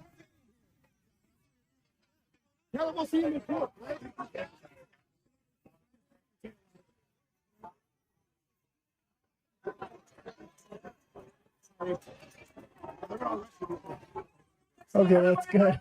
And yeah, he had a pro-ICE sign. He had a anti-ICE sign, and I think he had supplies in the back. It was clear that he was one of them at the end, and they all started taking it off. He did look unshowered, so yeah, unbathed.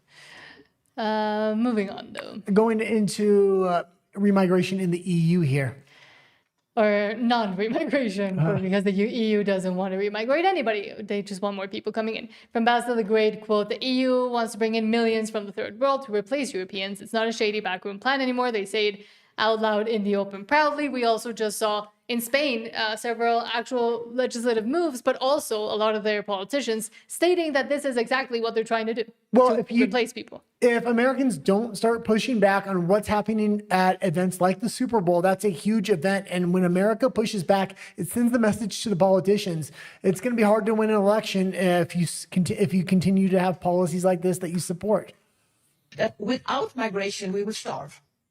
Because we need also migration, but we need it in an orderly way. Yes, I think this is really important. Just to give you some figures on the EU level, that on an ordinary year, we have around 3.5 million legal migrants coming, and approximately 300,000 irregular coming, 10% compared to the legal ones. And the legal migration works very well, I must say, but it's not enough. Because for demographic reasons, the population in working ages in the EU will decrease with 1 million per year. Is decreasing with 1 million per year. That means that the legal migration should grow more or less with 1 million per year. And that is really a challenge to do that in an orderly way. And this, I think, it's really what our citizens ask us. It's not how many migrants, it's can we do it in an orderly way? Can we manage it? Who is in control of who is coming? And that will really help people to integrate and settle into the society and where they should do well. Okay, and that's not what their population is saying. Their population is actually saying the exact opposite of that. The fact that they're in such a bubble that they don't realize this, they do realize it at this point. And when she says, oh, we're going to starve if we don't have illegal migration, what she means is the politicians are going to starve because they can't fill their pockets with wads of dollar bills anymore. But it's also insane that, yes, Europe and the rest of the world, also Latin America, is going through a population collapse. I've done a bunch of videos about it, and I'll continue to do them. It's insane that instead of saying, let's incentivize and let's bring up birth rates in our own countries and with the people that we already have here, but instead they want to import already cooked, already made, military-aged men mostly, humans into their countries and not care about the repercussions that has had as we see and we continue to see in France, in Italy, all over the place. We're seeing the repercussions of these mass migrations that have been allowed into Europe that haven't actually helped that much with the actual population collapse and the not caring about the native people of those lands, because they always care a lot about the native people elsewhere, but they don't care about their own people that are native to the lands that they're now trying to repopulate with other people, not through incentivizing births, for example. And what they're saying, as long as we legalize migration, it'll be fine. And that's what they did in Spain, 500,000 people in one day. They're outright trying to rig elections. Nation after nation in the east of Europe is going right wing, and the west of Europe knows they're next, and they're just outwardly legalizing these migrants so they can vote. A lot of these nations are saying illegal migrants are going to be able to vote. France is passing crazy legislation. Same as Spain. Yeah. But in the U.S., going back to the U.S., we also see that there's a big hypocrisy when talking about what Trump has or hasn't done and how good or bad his immigration enforcement has been versus Obama, who also has a pretty bad track record, except nobody remembers and nobody wants to talk about it. From Defiant L's quote, "Just a reminder, Obama held a citizen for 1,273 days in ICE custody, and not a peep from Democrats or liberals, either back then or nowadays. They just complain about in some cases, made up cases that they want to represent as being bad enforcement on the Trump administration, and yet they don't speak about this, for example." So this U.S. citizen was wrongfully detained by ICE for over 3.5 years, but not many people have heard about it because it happened under the Obama administration. Now you might say, well, that's just one mistake, and ICE is making a lot more mistakes today. Haven't you seen the news? And to that I would say, let's just look at the data. Here's a quality report for ICE, starting with the final 2 years of the Obama administration, where this data first became available. Comes from ICE and DHS records, by the way. Only a 0.0225% error rate, meaning out of nearly 240,000 arrests, only 54 U.S. citizens were mistakenly detained.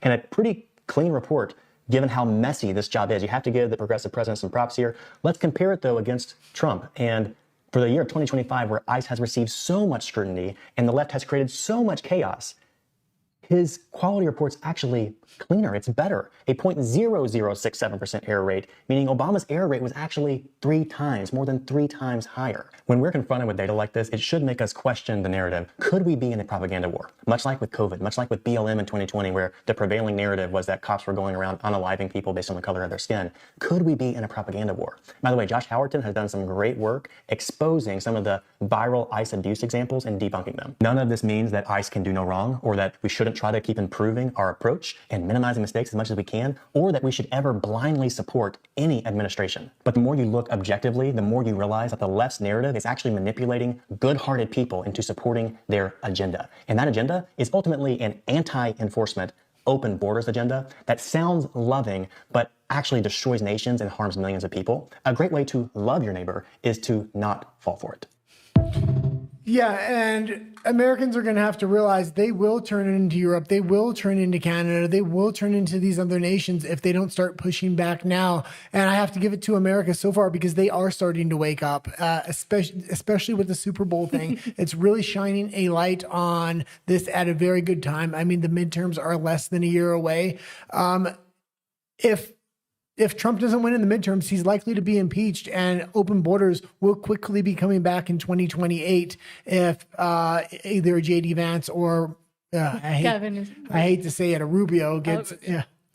But I will say also, it is important to continue to do that work and not just and kind of clarify the actual lies that are being told by both influencers, but also mainstream news from the left. Because a lot of the things that I see, and when I talk to normies, I guess you would call it, especially here in Mexico, a lot of it is coming from, sorry, I'm trying to sit properly. A lot of it is coming from even our here in Mexico mainstream news, but are easily debunkable things. And yes, those videos are great, but actually doing the job of having to pre-bunk, I guess, the narrative that is going to be coming out if you realize that they're starting to lie about a certain case. Like when the little kid, the 5-year-old story came out, I tried my best to kind of tell everybody, hey, this is what actually happened. This is what they're going to start saying happened before it reaches, the Facebooks and the Instagrams and the outrage. Yeah, and Congratulations to Trump on changing his strategy because it needed to be changed. It's working now.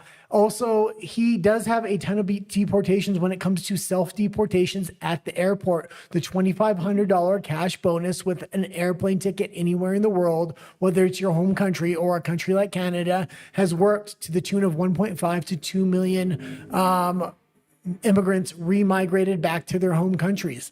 So that part of the program is working.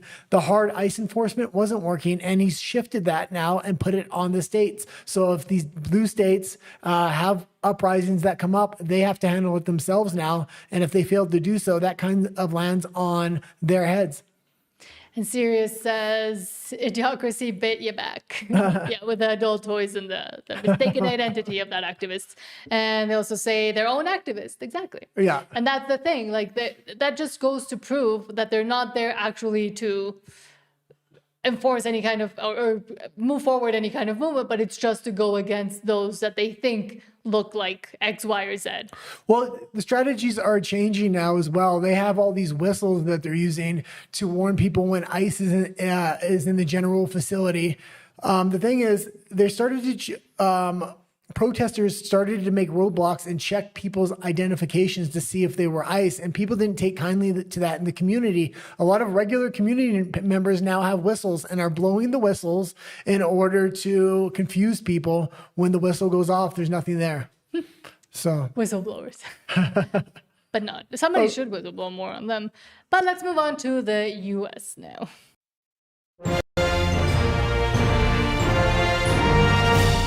I mean, we basically just started with the U.S. already, but there are other developments other than the Super Bowl happening in the U.S. For example, Ghislaine Maxwell was supposed to, or did testify today in front of the House Oversight Committee, and yet she pled the fifth.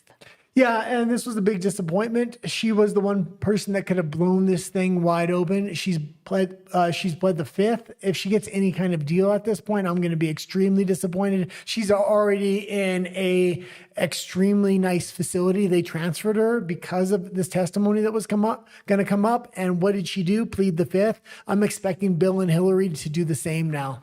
Yeah, Benny Johnson says, quote, Ghislaine Maxwell pleads the fifth in House Oversight Committee Epstein investigation. And this just happened today. Yeah, this is what James Comer said. As expected, Ghislaine Maxwell took the fifth and refused to answer any questions. This is obviously very disappointing. We had many questions to ask about the crime she and Epstein committed, as well as questions about potential co-conspirators. We sincerely want to get to the truth of the American people and justice for the survivors. That's what this investigation is about. Okay, you can leave it there.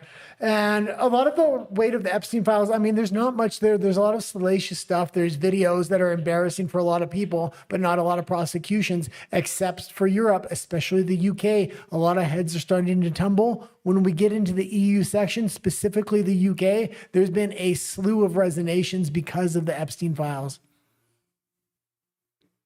And you can go into the next story. I'm just, because the next story was debunked, so I'm going to move on to the other one.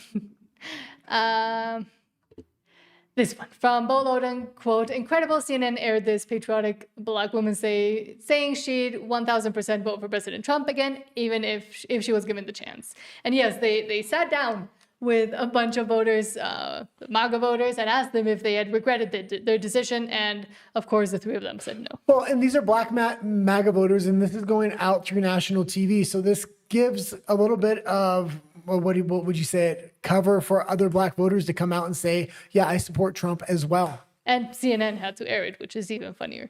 If you had to do it all over again, would you vote for Donald Trump again, yes or no? Yes, I would.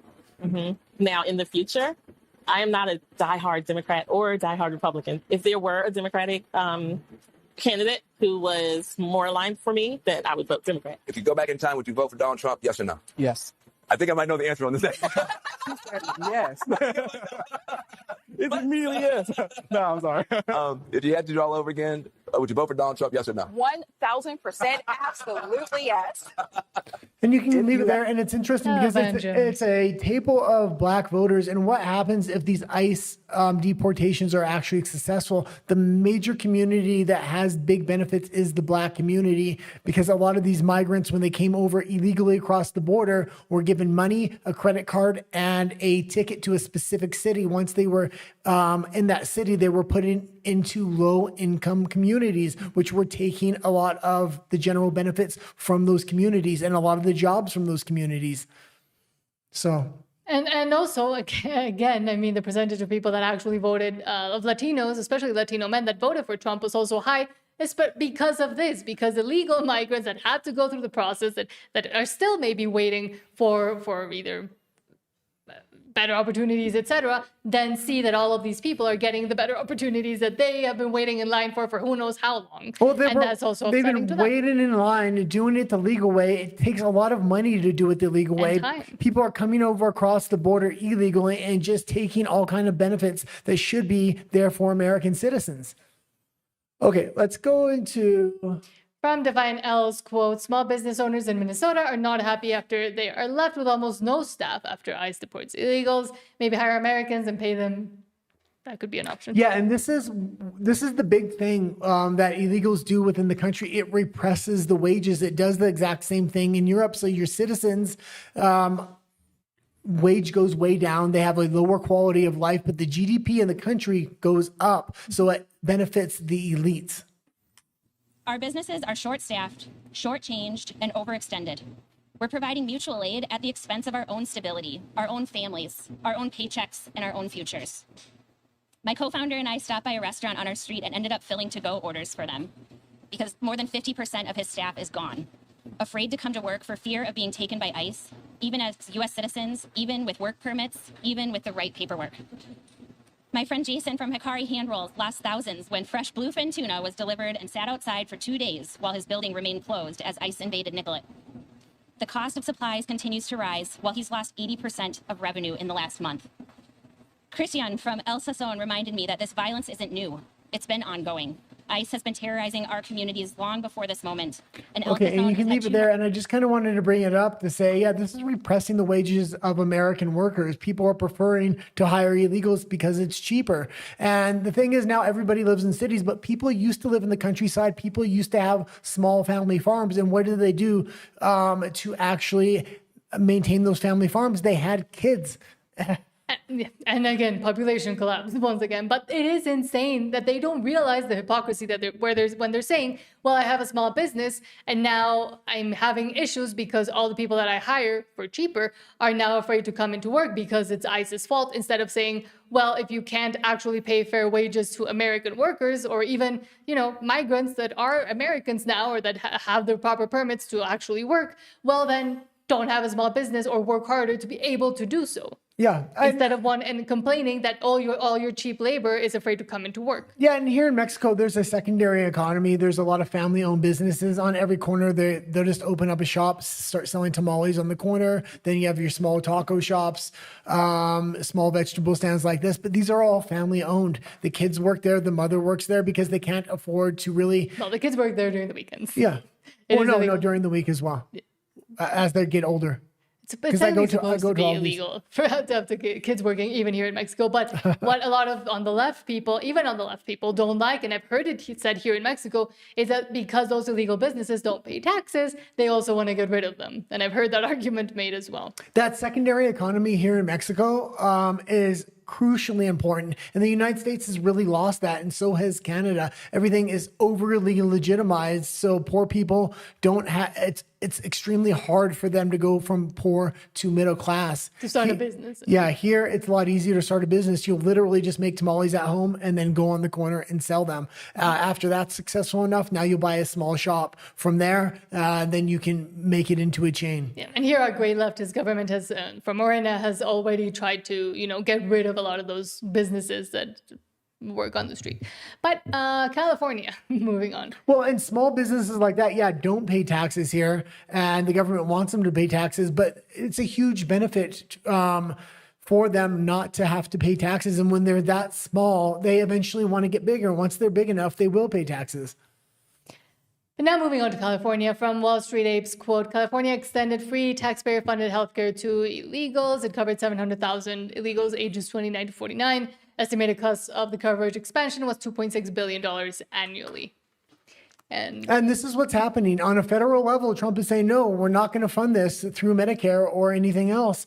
But the states are stepping in and funding this. And then they're trying to get money from the federal government for something else and then shuffle it over to this. But the thing is, for sanctuary cities and states, they complain about the cost, but they continue to add services. I want to show you California. As of yesterday, California had added a healthcare benefit for migrants. They are now going to extend free healthcare to migrants between the ages of 26 and 49. That's going to cover 700,000 additional people and cost the state $2.6 billion each year. Now, that's added onto that's added onto California's deficit, which is already $68 billion. But the thing is, for sanctuary cities, yeah, and they're going to start coming after Gavin Newsom. This is not a good look, and all the corruption that's in that state is already starting to slowly be weeded out. It's going to become more and more and more right up into that 2028 election. But also, as we've continuously said about Newsom, he is really weaselly and he can lie very easily. So for that person who will have to go against probably Gavin Newsom during the 2028 election, they have to start collecting these stories and actually using this as examples of what could be done nationally and the catastrophe that would But be. it's also very hard because I've watched even more Newsom to figure out how is he so good at lying, because he brings conservatives on his podcast that are good debaters and he runs circles around them. And what he actually does is he figures out, by bringing previous conservatives on there, what are the weak points in California, the scandals they're going to point out, and then he'll make programs where he'll funnel money into that to try to fix it, so he can quote that in the next thing. And what he'll say is, even before I was governor, the corruption was massive. I've actually been the one that's fixing it.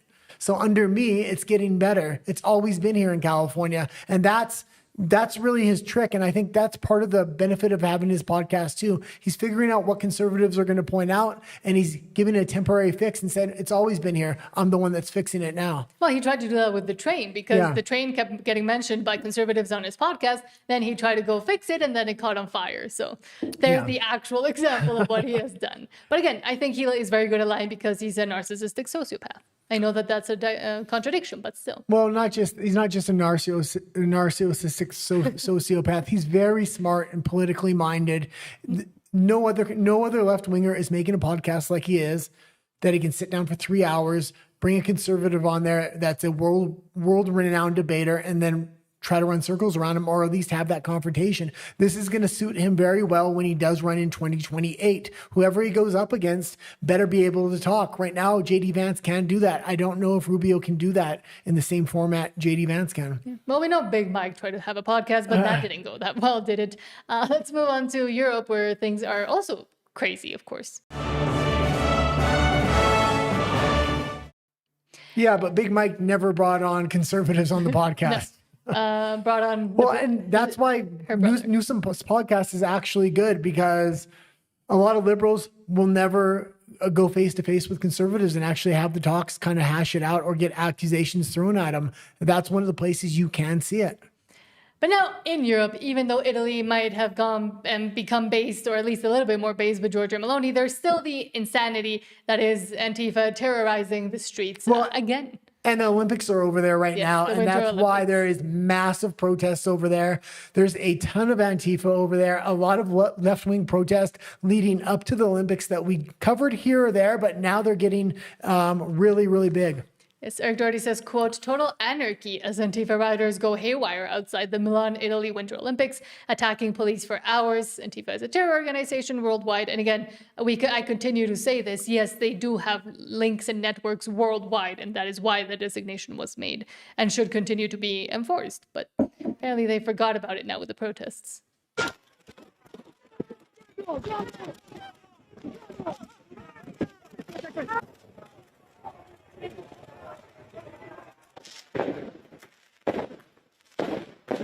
Yeah, they're my enemy. I know it.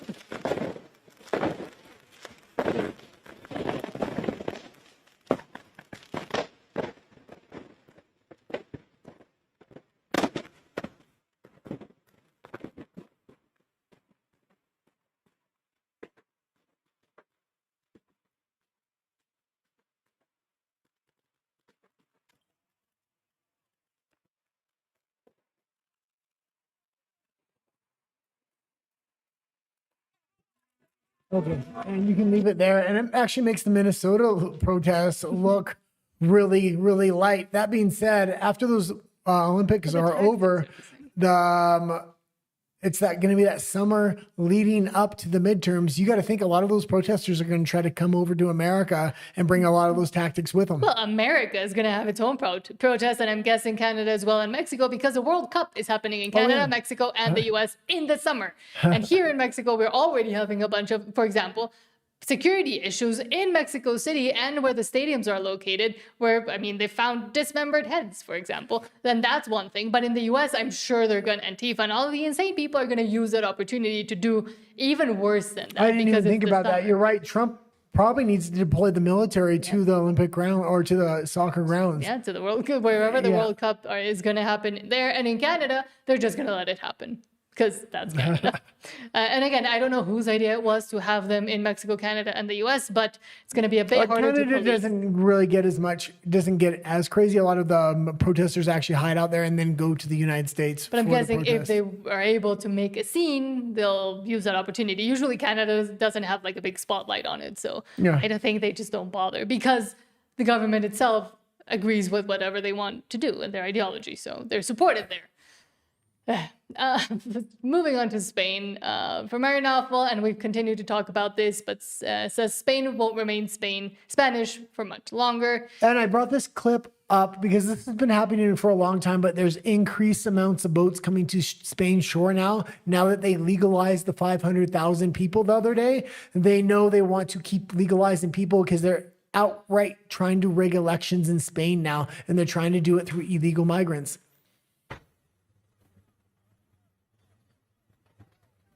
This is an invasion. Same as we see in the UK, in France, Spain, Italy. Okay. Yeah, and when you give them benefits and then you legalize them and you do that in mass, of course more are going to come. And we've also seen multiple European, Spanish and European too, but Spanish leaders. I mean, Irene Montero literally said, and we showed the clip, we want to replace the fascists. That's what she said. We want to replace the fascists with brown people. And then she said the other skin colors that I can't mention on YouTube because YouTube gets angry, but they're explicitly just saying it out loud now. And Pedro Sanchez, who, I mean, she essentially works for, said the same thing too. Yeah. So, I mean, the plan is now out in the open. And we showed that clip also from that other European lady saying exactly that they have a decreasing population. What's the solution? Just import people, because it's too hard to incentivize your own population to have import people, because otherwise we're going to have the rise of the Nazi fascist on the right, who are already rising in Eastern Europe. This is how they're trying to frame it. We would rather have migrants that we would legalize so we can stay in power. They're literally saying it now. Mm-hmm. However, in a different move from Basil the Great, quote, Latvia refused EU migration pact and refused to pay any fines. Latvia have said that they will accept no migrants under the EU's new deal. They will not pay any fines either. And this is Eastern Europe really standing up against Western Europe. They have been doing that for a while. But are they going to be able to actually stand up? Because the EU tries to literally shove it down their throat. Hungary was the first country to do this, but what Hungary did is they just paid the $1 million a day for the fine. That was the fine. $1 million if you don't want to accept illegal migrants. That's $365 million in a year. That being said, this is a good move, because if Latvia can pull this off and say, no, we're not going to pay the fine, other Eastern European countries are saying, we're not paying the fine anymore either.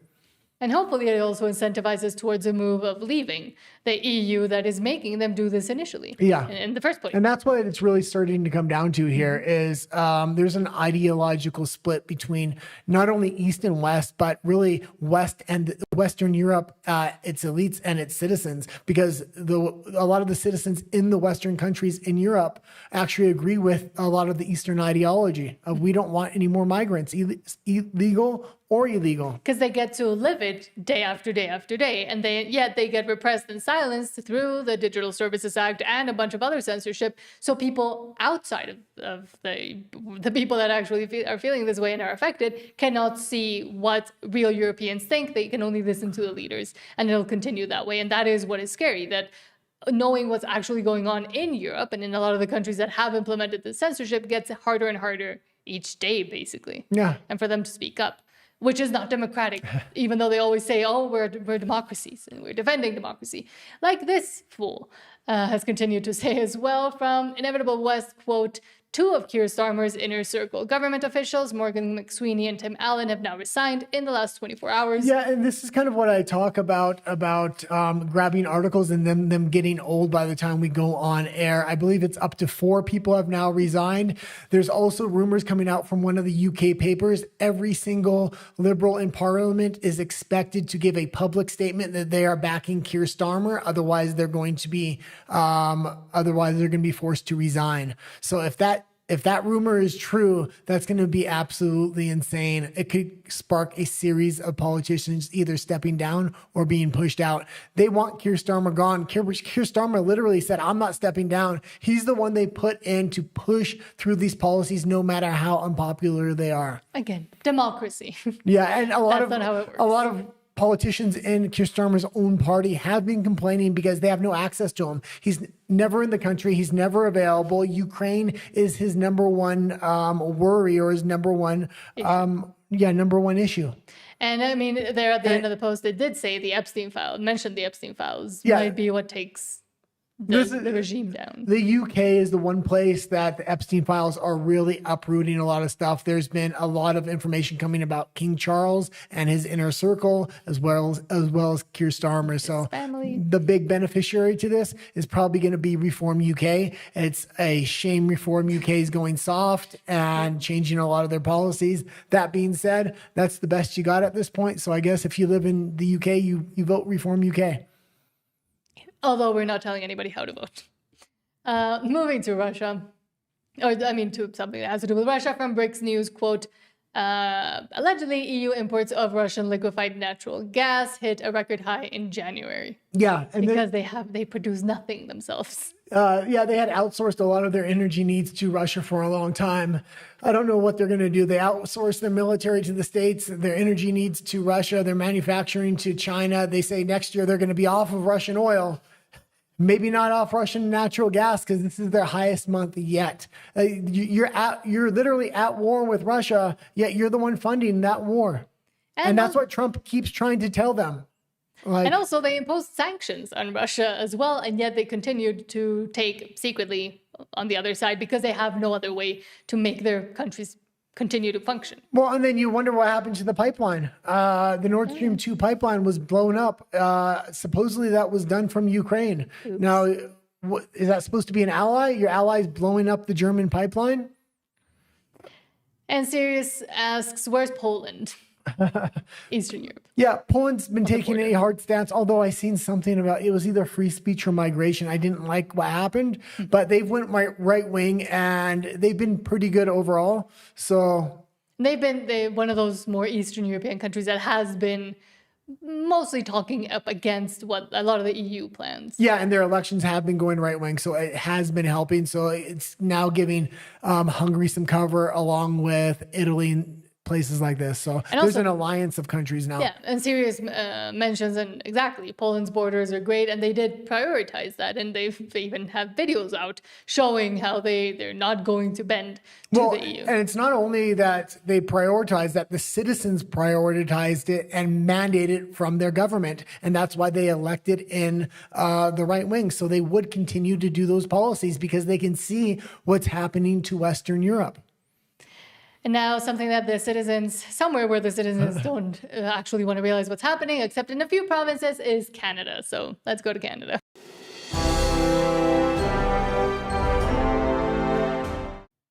And we have been concentrating and hitting hard on Canada with our edited videos, especially the separatist movements, and kind of explaining, but also talking about why people might want to separate. A lot of Canadians don't think that it's even real and that the sentiments are real. Oh, we're going to see when that election comes up, and they're going to find out it's extremely real. And if Alberta separates, that means $300 billion no longer goes to Quebec, and the Quebecers have been living off that gravy train for a while. They're going to be upset. They got a separatist party coming in Quebec. They're going to then separate.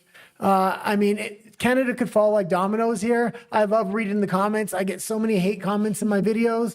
I'm a separatist at heart, and I hope Alberta stops being used as Canada's doormat and stands up for itself and chooses freedom. And one of the big problems is that the alternatives to the Liberal Party, which has been in power and destroyed the country in the past 11, 12 years now, is that the problem is that the Conservative Party, which could and should have been an alternative, also the People's Party of Canada, but they're not going anywhere, unfortunately, is that the Conservatives are no longer actual Conservatives. They're more like Democrats, most of them, if not all of them, except a few exceptions. I disagree. Well, no, because I'm bringing up something specifically Yeah, I know. about this. Okay. And the best example would be Doug Ford. Yeah, who is not essentially all of them. You have just the Liberal. You have Alberta, you have Saskatchewan. Those are a lot of that's a real conservative heart of Canada. But outside of there, you have conservatives like this that are literally liberals in sheep's clothing. Just naked liberals by now. Doug Ford naked. From the Blood Reporter quote, Doug Ford is a traitor to every conservative in this country. Because, according to Globe Politics, Carney and Ford discussed the idea of an early federal election to secure a majority, which they shouldn't be, helping each other out on this. Yeah, so it looks like there's going to be an election called. That election is probably going to happen. It's a national election. It's probably going to happen before the Alberta separatist vote.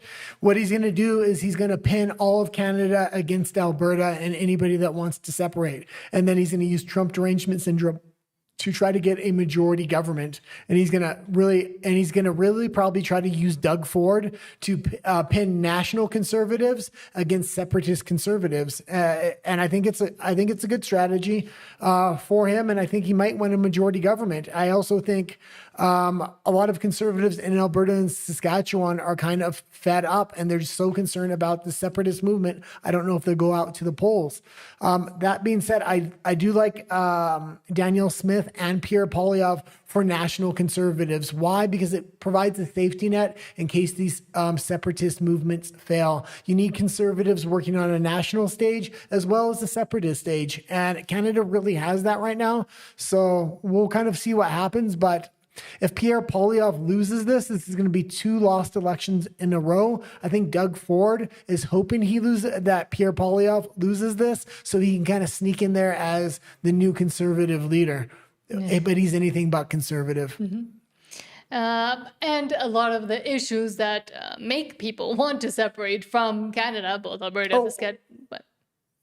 You can continue. Both Alberta, Saskatchewan, and again, other provinces are thinking about it as well. Is the same problem that we see in Europe, that we just talked about in the US, in Mexico even, and that is immigration. Because Canada has actually even done worse things regarding immigration that I would say even Europe because of the I'll say one more thing before we go into this, and that's with these separatist movements, they're gonna really change the relationships between citizens and their countries. These could have mass add-on effects that I haven't even really thought through.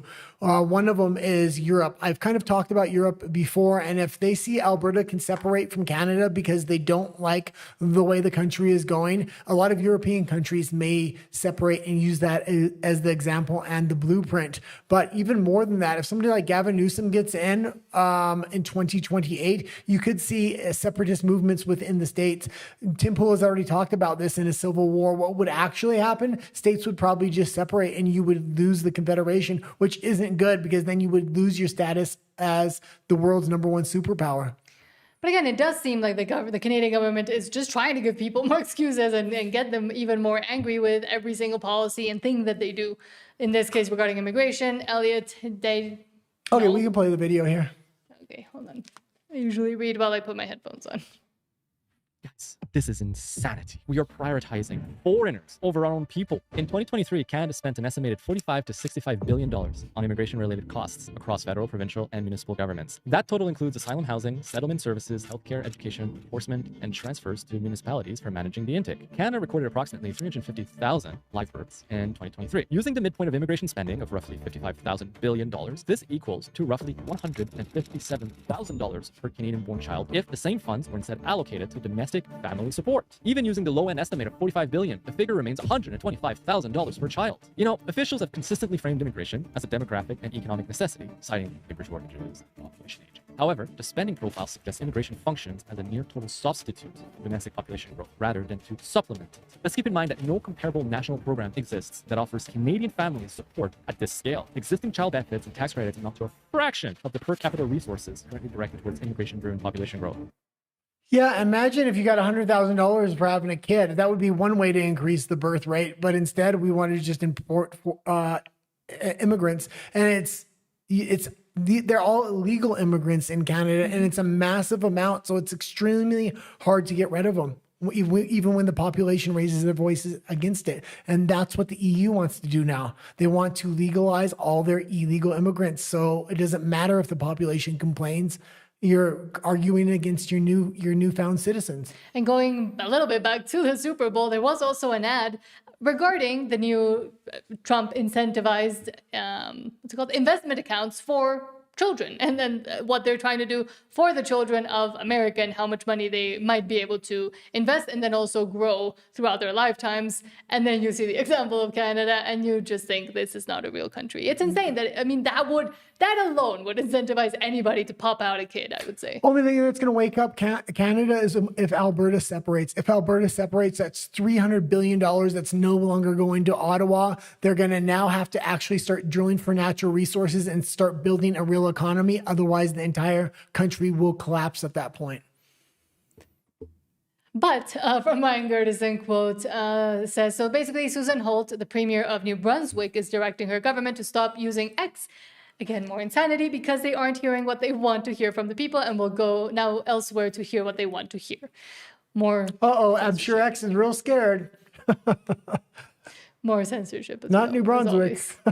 New Brunswick Premier Susan Holt joins me now. Premier, it's good to see you again. Thank you for being here. Happy to be with you, David.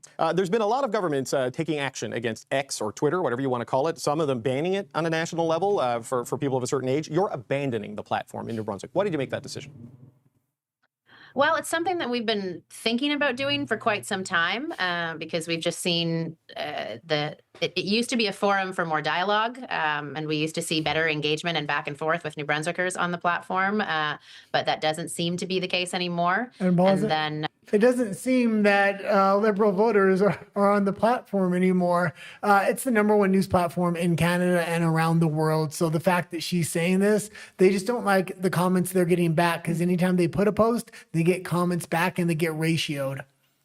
Our child and youth advocate also made the recommendation that government be off the platform. So that was another straw on the pile, as they say. And look, we want to go where the conversations are vibrant and diverse. We want to go where New Brunswickers are.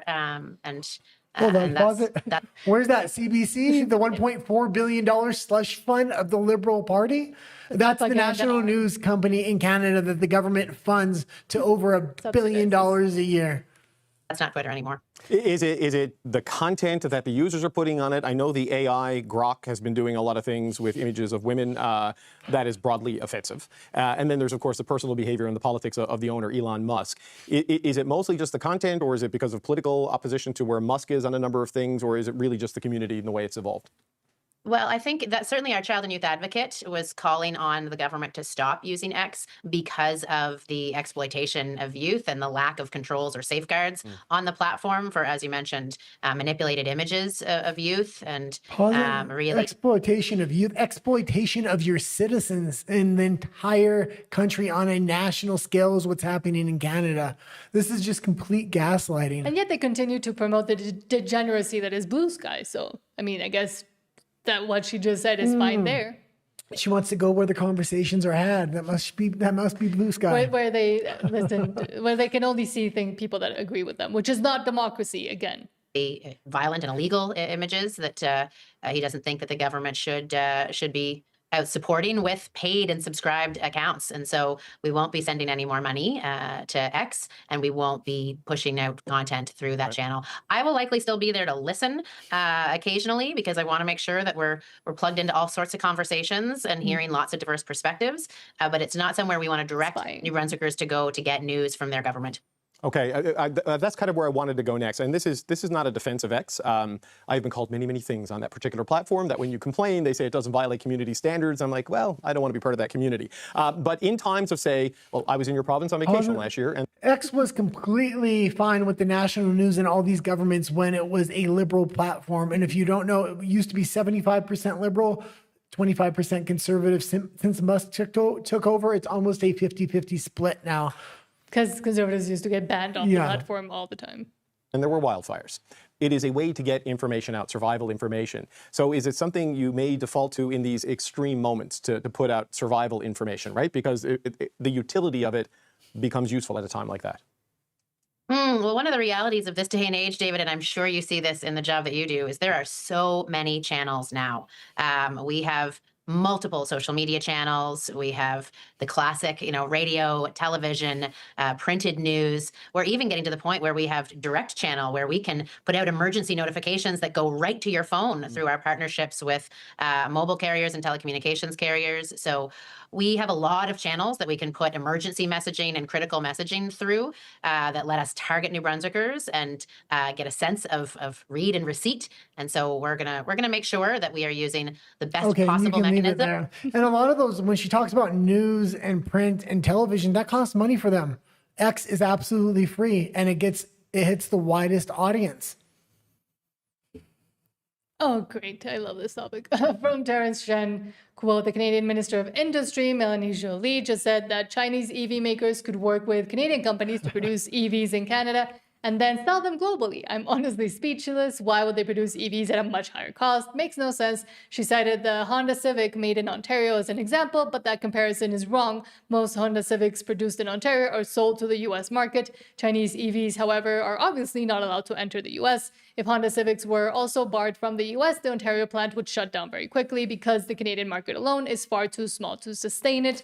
Incredibly convinced that many Canadian politicians simply don't understand basic economics. And now they can't even try to ship them one country over because Mexico has also imposed further tariffs and banned Chinese EVs for the most part here and put more restrictions on them. Maybe I'll bring this up now. I've been doing a ton of research into what this tariff, the trade war with China and the United States and these tariffs have done to countries. And the number one beneficiary after the United States, this has benefited immensely. For the first time, they're growing faster than China. And that's been in 1 year of Donald Trump coming in, putting the tariff policy, they're already outgrowing China now at their growth rate. The second country that has the biggest benefit has been Mexico. 1 out of every $4 that's being redirected, taken out of China, is being redirected into Mexico. A major beneficiary of this tariff war is actually Mexico, and that's why she's cooperating behind the scenes. But to the public, she's trying to talk tough, but she's told Trump and the administration, it's just so I don't lose support. She's doing everything that American administration wants, and rightfully she should be, because Mexico is literally retooling their entire future economy here. This would be a huge boom for Mexico. And the fact that Canada is not cooperating, they should take a look at Mexico, because Canada used to be the number one trading partner with the U.S. Now it's Mexico, and Mexico is growing every single day. The problem is that would essentially lose the entire liberal platform. That's all they've run campaigns on, all the way from the few past elections of Trudeau and now Mark Carney, that literally ran on elbows up and going against Trump. So they can't actually put themselves on purpose between a rock and a hard place, because they can't go now and make actual deals with Trump, because if they do call a snap election, then they've lost essentially all of their campaign talking points. Not necessarily. What I would say to the Canadians, and I do know we have quite a few Canadians watching, is this. You have a ideological liberal leader in Canada, but we have the same thing here in Mexico. The difference is she's cooperated, and Trump's cooperated with her. She's told the Trump administration, I'm going to talk tough and I'm going to say things in public, but behind the scenes, I'm going to cooperate in order to get a good deal. And that has worked out immensely for Mexico. Our economy is growing at a huge rate right now, and especially when you compare it to Canada. Mark Carney could take a similar stance, but he just doesn't want to. Seems like no. They're doing that with China, though. From Tanya Gaw, quote, Allies in Action for Canadian Indians, Dallas Brody, MC, MLA. and municipal leader and leader of 1BC joined Tanya Gaw on the Empower Hour to discuss several concerning matters causing unrest and division on university campuses. Just universities themselves. I went to one of them in Canada, believe me. It's just division. And 1BC has had a lot of problems lately. They kind of collapsed, but then rebuilt. They're still there. They're going to be extremely important if Alberta does separate. If Alberta does separate and the 1BC party can grow, you might potentially see one day BC separate and kind of combine with Alberta. If Alberta and BC are together, it would be an unstoppable economy, especially when it comes to natural resources. So the question is, where is the money going? And by the way, when Tanya's speaking of Aaron Point is one of the Indigenous men who came on the documentary. Extremely brave man. He's big boy, and he's not afraid of anything. Because I said to him, "Are you afraid?" He goes, "Dallas, I'm not afraid of anything. But I can't live this way anymore, and I'm not going to keep my mouth shut even a moment longer." And this man deserves a medal because he's standing up for a lot of women on his reserve and other people who feel completely downtrodden, sad, defeated, that their life is futile. That why bother? They go to complain about something, and they find that they're fired from their job at the office. These people are really needing us to speak on this. And so I just want to encourage people, this isn't about being mean to Indigenous people. It's like saying, we have to stop this.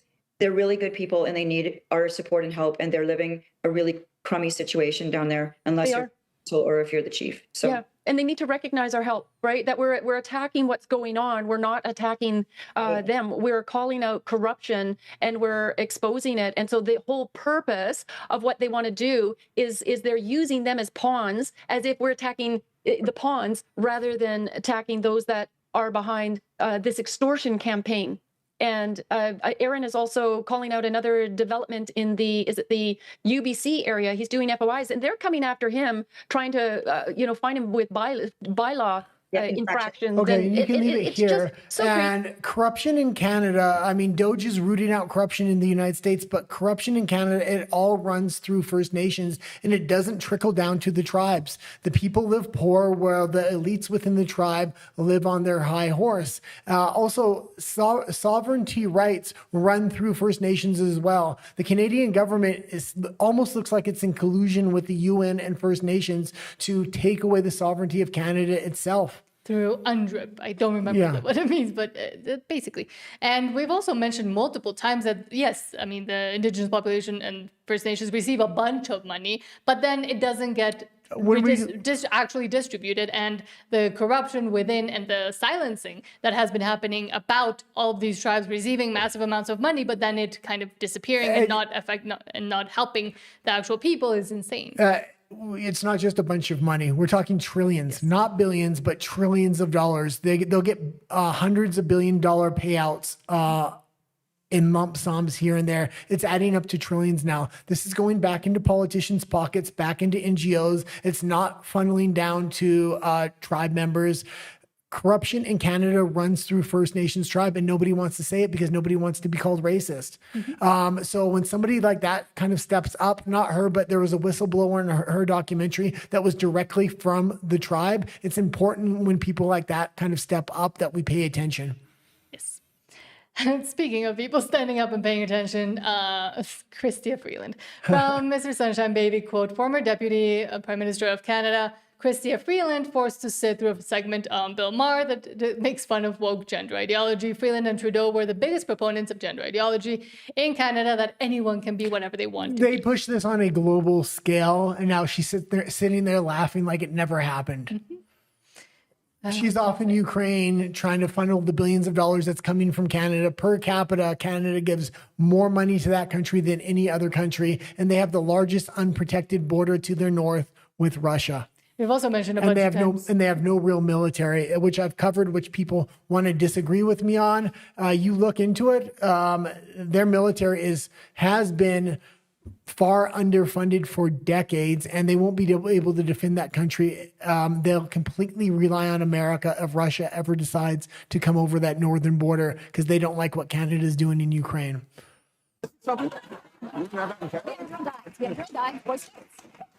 No, girl guides? Girl guides. Guides. Okay, well, same thing. All right. Whatever country we're talking about, whatever name, we're talking about the fact that it's okay to have just a group of one sex, gender, whatever we want to call it, in the formative years, when they perhaps have interests that don't co-align with the other group. I mean, boys... How dare you, Bill?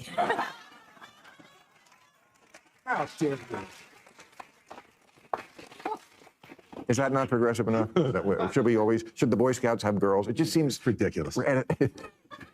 And I think for girls, it can often really be great, especially young girls, to be on their own. That's complete bullshit. I agree with that, but that's complete bullshit that she's saying it now because she's no longer part of the Canadian government. When she was an ideologue in there, she literally pressed every kind of gender surgery, gender ideology on the Canadian public by force, by threat of arrest. For minors. Yeah, even if you spoke out against it, it would be considered hate speech and you can be arrested in Canada. And she was one of the major propagators of that. Now that she's working for Ukraine, no longer in the Canadian government, she feels free to say things like this, which is the truth. Because she wants to try to position herself for a future career back in Canada one day, saying, oh, I never had those policies. That was Trudeau. That was Carney. And we'll continue to see people say that, especially now that the U.S., two major medical institutions in the U.S. have also now come out and said, hey, this might have been a bad idea to mutilate children and put them on a bunch of different substances. For girls. Very important for girls. Sometimes not to have boys around. Yeah. Even more important for the girls. Yes, I would agree.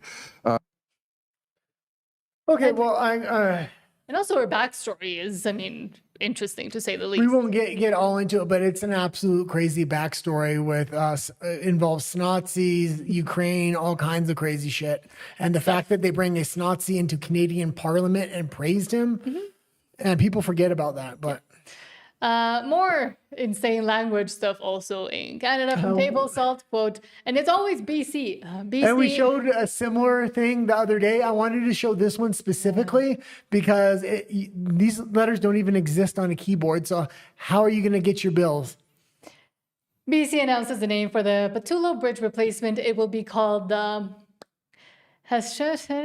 language. At least it's a bridge now, not a street, because last time they named a street and people weren't able to get their bills. But this part is important. A 2-page guide and a video is being provided by the government to pronounce the written language, which was made up in UBC in 2007. Yes, that's the thing. They're now naming streets and bridges from a made-up language they made at UBC, which is a woke college, which yours truly understands. As in the word sit in English, which makes a s sound. The next letter is a T. It makes the sound. An A in Hunt Communum is always pronounced like the A in the English word father. It makes the sound ah. Next letter is a glottalized L. Oh. The next two letters together are schwa and a.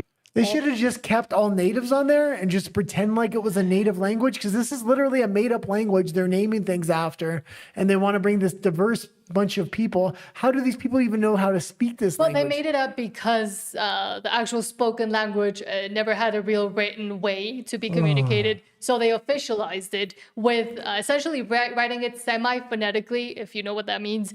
But it's insane because, again, this is not like an official thing that the tribes were using. It is just made up at UBC so they could phonetize how things sound, but nobody knows actually how phonetics work, and nobody can read it.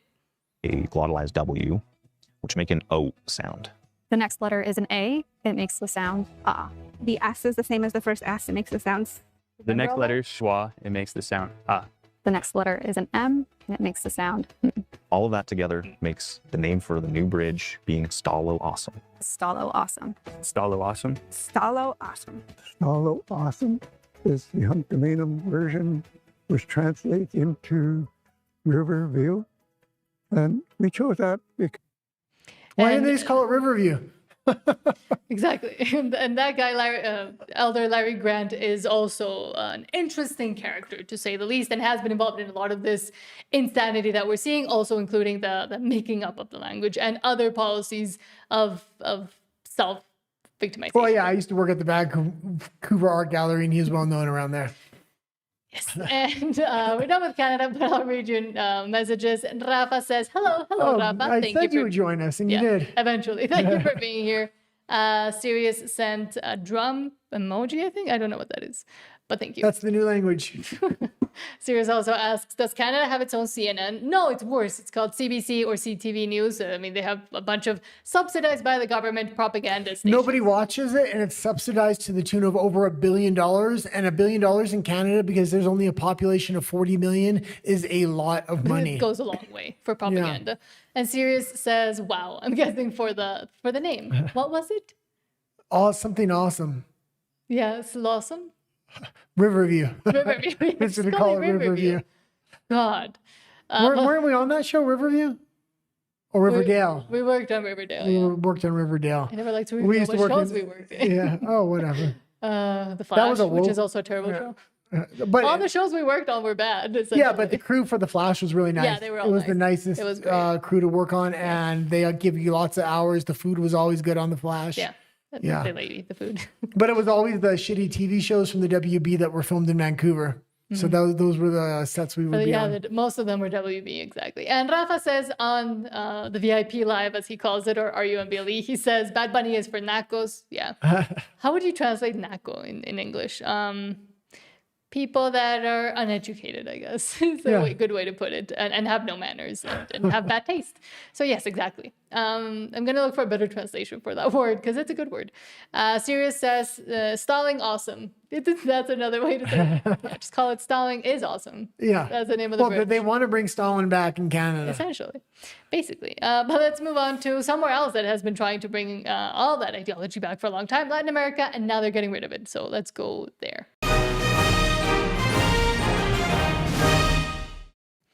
And it's just one quick story, but an important one because you have been mentioning all throughout today's live stream. And that is from the food professor and says, quote, Mexico surpassed Canada as the U.S.'s #1 trading partner for a reason. They couldn't care less about President Trump's mind games or bluster. Mexico was insulted and threatened far more than Canada ever was. And yet they're, instead of playing the victim, which they have done, though, they focused on what they could control. Well, Canada needs to learn from that. And again, Trump is letting them do this. He lets her say whatever she wants to the population as long as she cooperates behind the scenes. This is an example the Carney could take if he wanted to, but instead he wants to destroy the country. Gulf of America, build the wall, and basically ask Mexicans to pay for it. I mean, they just went over that and moved on and became the #1 trading partner to the U.S. I actually do think that Mexico will save CUSMA. Because I don't know about you, but I've been listening to Scott Besson a little bit more, and he did say that. But he did say, I think we're going to have a deal eventually, but it's going to be painful for Canada. And so I am expecting some turbulence, but we'll get somewhere with CUSMA. But overall, I think the group is optimistic, pleased with what's going on with China, but also a little concerned about the future of CUSMA. Now let's just stick with that for a little bit. I noted that right after cutting that deal with the EU, India cut that deal with the EU, that Trump seems to, or the America seems to have cut a deal with India, which basically looks like, leave it there. And it's not only the tariffs that are helping Mexico, but it's the trade war with China. 1 out of every $4 that America is pulling back from China, they're reinvesting in Mexico. So that's 25%. That is absolutely huge. They want to turn Mexico into the new China. Basically, what's happening is they want the high-end manufacturing in the United States. And I had theorized this was the thing, and now it's actually happening because they've broken ground on so many of those manufacturing facilities. A lot of the sub parts and a lot of the low-end manufacturing they're giving to Mexico, and it's benefiting immensely. Also, it's giving Mexico the excuse. Trump demanded they put a 50% tariff on China. This allowed them to push out a lot of the Chinese manufacturing that was here or kind of reclaim it. Meaning what China was doing was opening manufacturing facilities here, bringing products over that were almost finished, and then they would just put the finishing touches on here, call it Mexican made, and then ship it over. So it wasn't that good for jobs because you were only putting finishing touches on it. Now what they're doing is this is start to finish manufacturing here in Mexico that they then export the product to the United States under the North American Free Trade Agreement. And Mexico was taking full advantage of this. Canada should do something similar. The fact that Mark Carney is able to have so much Trump derangement syndrome embedded into the Canadian public that they're not looking at Mexico and what the Mexican president's doing. She's a leftist ideologue even more so than Carney, yet she's completely cooperated with Trump and it's benefited Mexico immensely. And Rafa says on RUMBLE, even that innocent comment that Bad Bunny is for Nacos was censored by Commie Gate. How do they know what Nacos mean? I don't even know how to explain what Nacos means in English, but whatever. And Rafa also says, Well, they probably thought it was Narcos. no, it's Nacos. Yeah, but YouTube. Maybe. Rafa also says, oh yeah, Mr. Trump, please keep telling us nasty words. We love it. Well, the thing is, we do, I mean, the government does love the cooperation and the actual things that they're going to receive. And they're loving that they're able to bash Trump locally, but and then like nationally, but that they're actually getting help. Well, and then the fact that Trump lets Sheinbaum bash him, and then he can bash Mexico in return. On the surface level, it works, but behind the scenes, both countries are immensely benefiting. They're the two big winners with all these tariffs. So I hope these tariffs really stay for the United States for Mexico's benefit. The big loser ends up being Canada here, as always. But it doesn't have to be, because Mark Carney could take a page out of Scheinbaum's book and say, I can cooperate and I can still play tough to my base because Trump will let me do that. But that's also another point we used to bring up a lot, and is that during the initial negotiations, both for NAFTA and then also for USMCA, I will call it, Canada was trying to edge out Mexico. And Mexico initially had actually said, no, let's bring in Canada. Then Canada tried to move Mexico out of the deal and make bilateral deals with the US. And then the US said, no, we actually do need Mexico and we need them more than we need you. So it seems like they've forgotten about this, and people forget that Canada has played very dirty with the USMCA and also with tariffs with not just the US, but all over the place. Well, it's very interesting. Mark Carney may very well want Alberta to separate. If they separate, that will automatically give him a majority government, and it will guarantee a liberal government for as long as Quebec stays part of Canada. If Quebec separates, it changes the playing field. But he's going over to China, making deals with China publicly. He's doing everything he can to kind of upset the apple cart in Alberta, maybe because he wants to push him out. I wouldn't be surprised. I mean, he could use it as a big talking point as well. Other than just Trump derangement syndrome, he could use Alberta separatism during a campaign for the upcoming probable snap election. Well, it would do a lot of harm to Canadian citizens overall, but it would be an immense benefit for consolidating power under Mark Carney.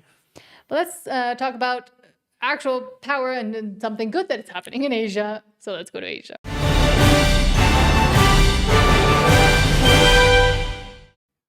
And yes, Japan continues to be based because... And this was huge news. Yep. And it's not only huge news because of the news, but because she's already starting to take action.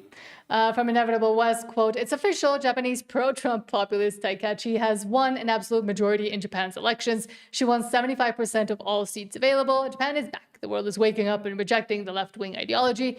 And they're also apparently now starting deportations as well. Yeah, mass deportations have already begun. They're putting them all over the internet. So she's taking a page out of Trump's book. The thing we need to realize here is election after election in South America and Central America are now going right wing. The two crown jewels are Brazil and Mexico, but both those are hard left countries.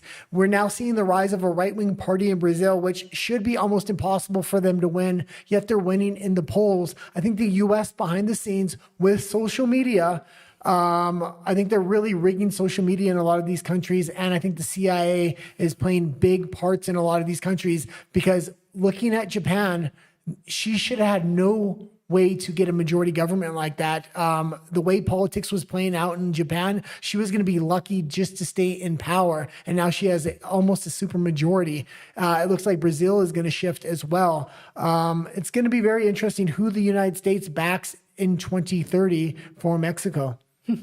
Maybe El Tío Richie, Ricardo Salinas Pliego, who is good friends with the Trump administration, but he doesn't have a party and he hasn't really done much other than talk a lot. Yeah, but this is what I was thinking. Like, Morena is cooperating so much with Trump behind the scenes.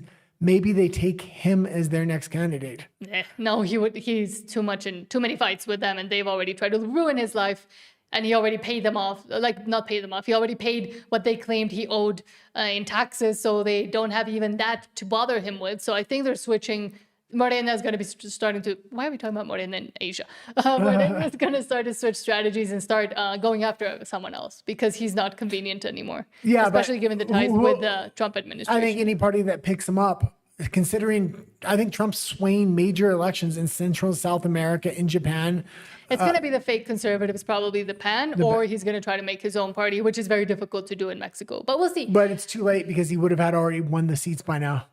Well, no, because he can, I mean, that would be for the midterm election here in Mexico. That's what all the parties that are trying to come up right now are vowing for. But for the 2030 election, I think he still has time. Okay, let's go into He the just last wouldn't have stories. many other people working in the party. And this was an Asian U.S. story, actually. Yeah, from Marianoffel, quote, U.S. military forces have boarded and seized the tanker belonging to Russia's Ghost Fleet. It's carrying out roughly 700,000 barrels of heavy Venezuelan crude bound for China. Yeah, and all these tankers that they're taking out of the Shadow Fleet, there's been a few now, is always the ones bound for China. And I've talked a lot about in the past when they war gamed at the Pentagon, a war against China, they lost every single time, except when they cut off shipping lanes. Then they started doing things like this. We've seen what happened. Oh God, I forgot the name of the island just off the coast of India that the UK wanted to give back. Trump said, no, we're keeping the military base there. They're starting to cut off shipping lanes. And that's what Greenland's about as well. That's what Panama's about. That's why they want to have a stronghold on Chile and Argentina as well. They want to cut off all the shipping lanes around the Western Hemisphere. And they want to start doing that around the world as well. And then they want to start actually implementing soft power. This would actually be, borderline's hard power, but the Chinese can't do anything about it. Why? They say they have the biggest navy in the world. Yeah, they have the biggest navy in the world, and almost barely any of their ships can go 200 kilometers off of their coast. Only their shipping vessels have worldwide travel capabilities. And they're fishing vessels because they're draining the ocean of fish.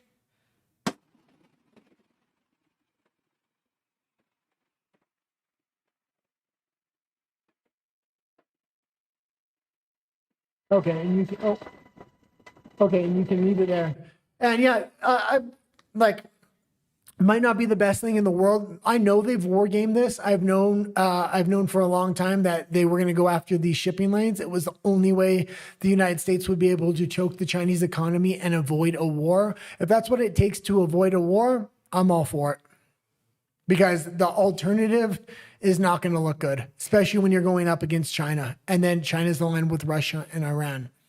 And again, I would say if you really want to know what the U.S. is doing and what the plans are, they already outlined it in the document that came out in November, which was the national security strategy. Yeah. And I mean, if China doesn't... They literally outlined all of this that they're doing all over the place there. And if China doesn't like what they're doing, they can build ships to start protecting these vessels.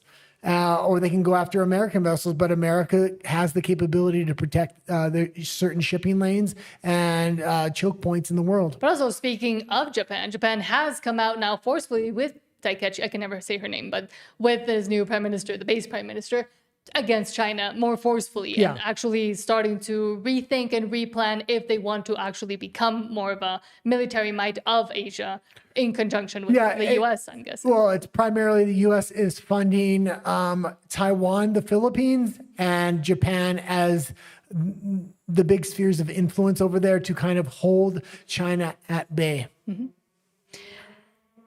now we're moving over to RUMBLE. We ended quickly here on YouTube. It's 8:15. We usually end at 9. I think you thought we were going to talk more about Bad Bunny, and we got through that pretty quick. That's why I wanted to keep talking. You didn't let me. I was like, why is she talking so much tonight? I was trying not to mansplain. That she keeps complaining I keep mansplaining. Well, no, I keep saying you interrupt me to say the exact same thing I'm saying, except I take longer because I like to entertain people. You're so entertaining. Thank you. But yes, we're going over to RUMBLE because the rest of the stories are a bit spicy, or as Rafa calls it, the VIP Live. So join us there. It is the same. You can find our username there. It's the green one, not in the guy. And also don't forget to subscribe here on YouTube. We are getting closer to 1,000 subscribers, which will mean we could finally monetize and actually continue doing this more long term. So thank you so much to everybody that has or that will. And we'll see you over there. Yes. Hold on. There we go.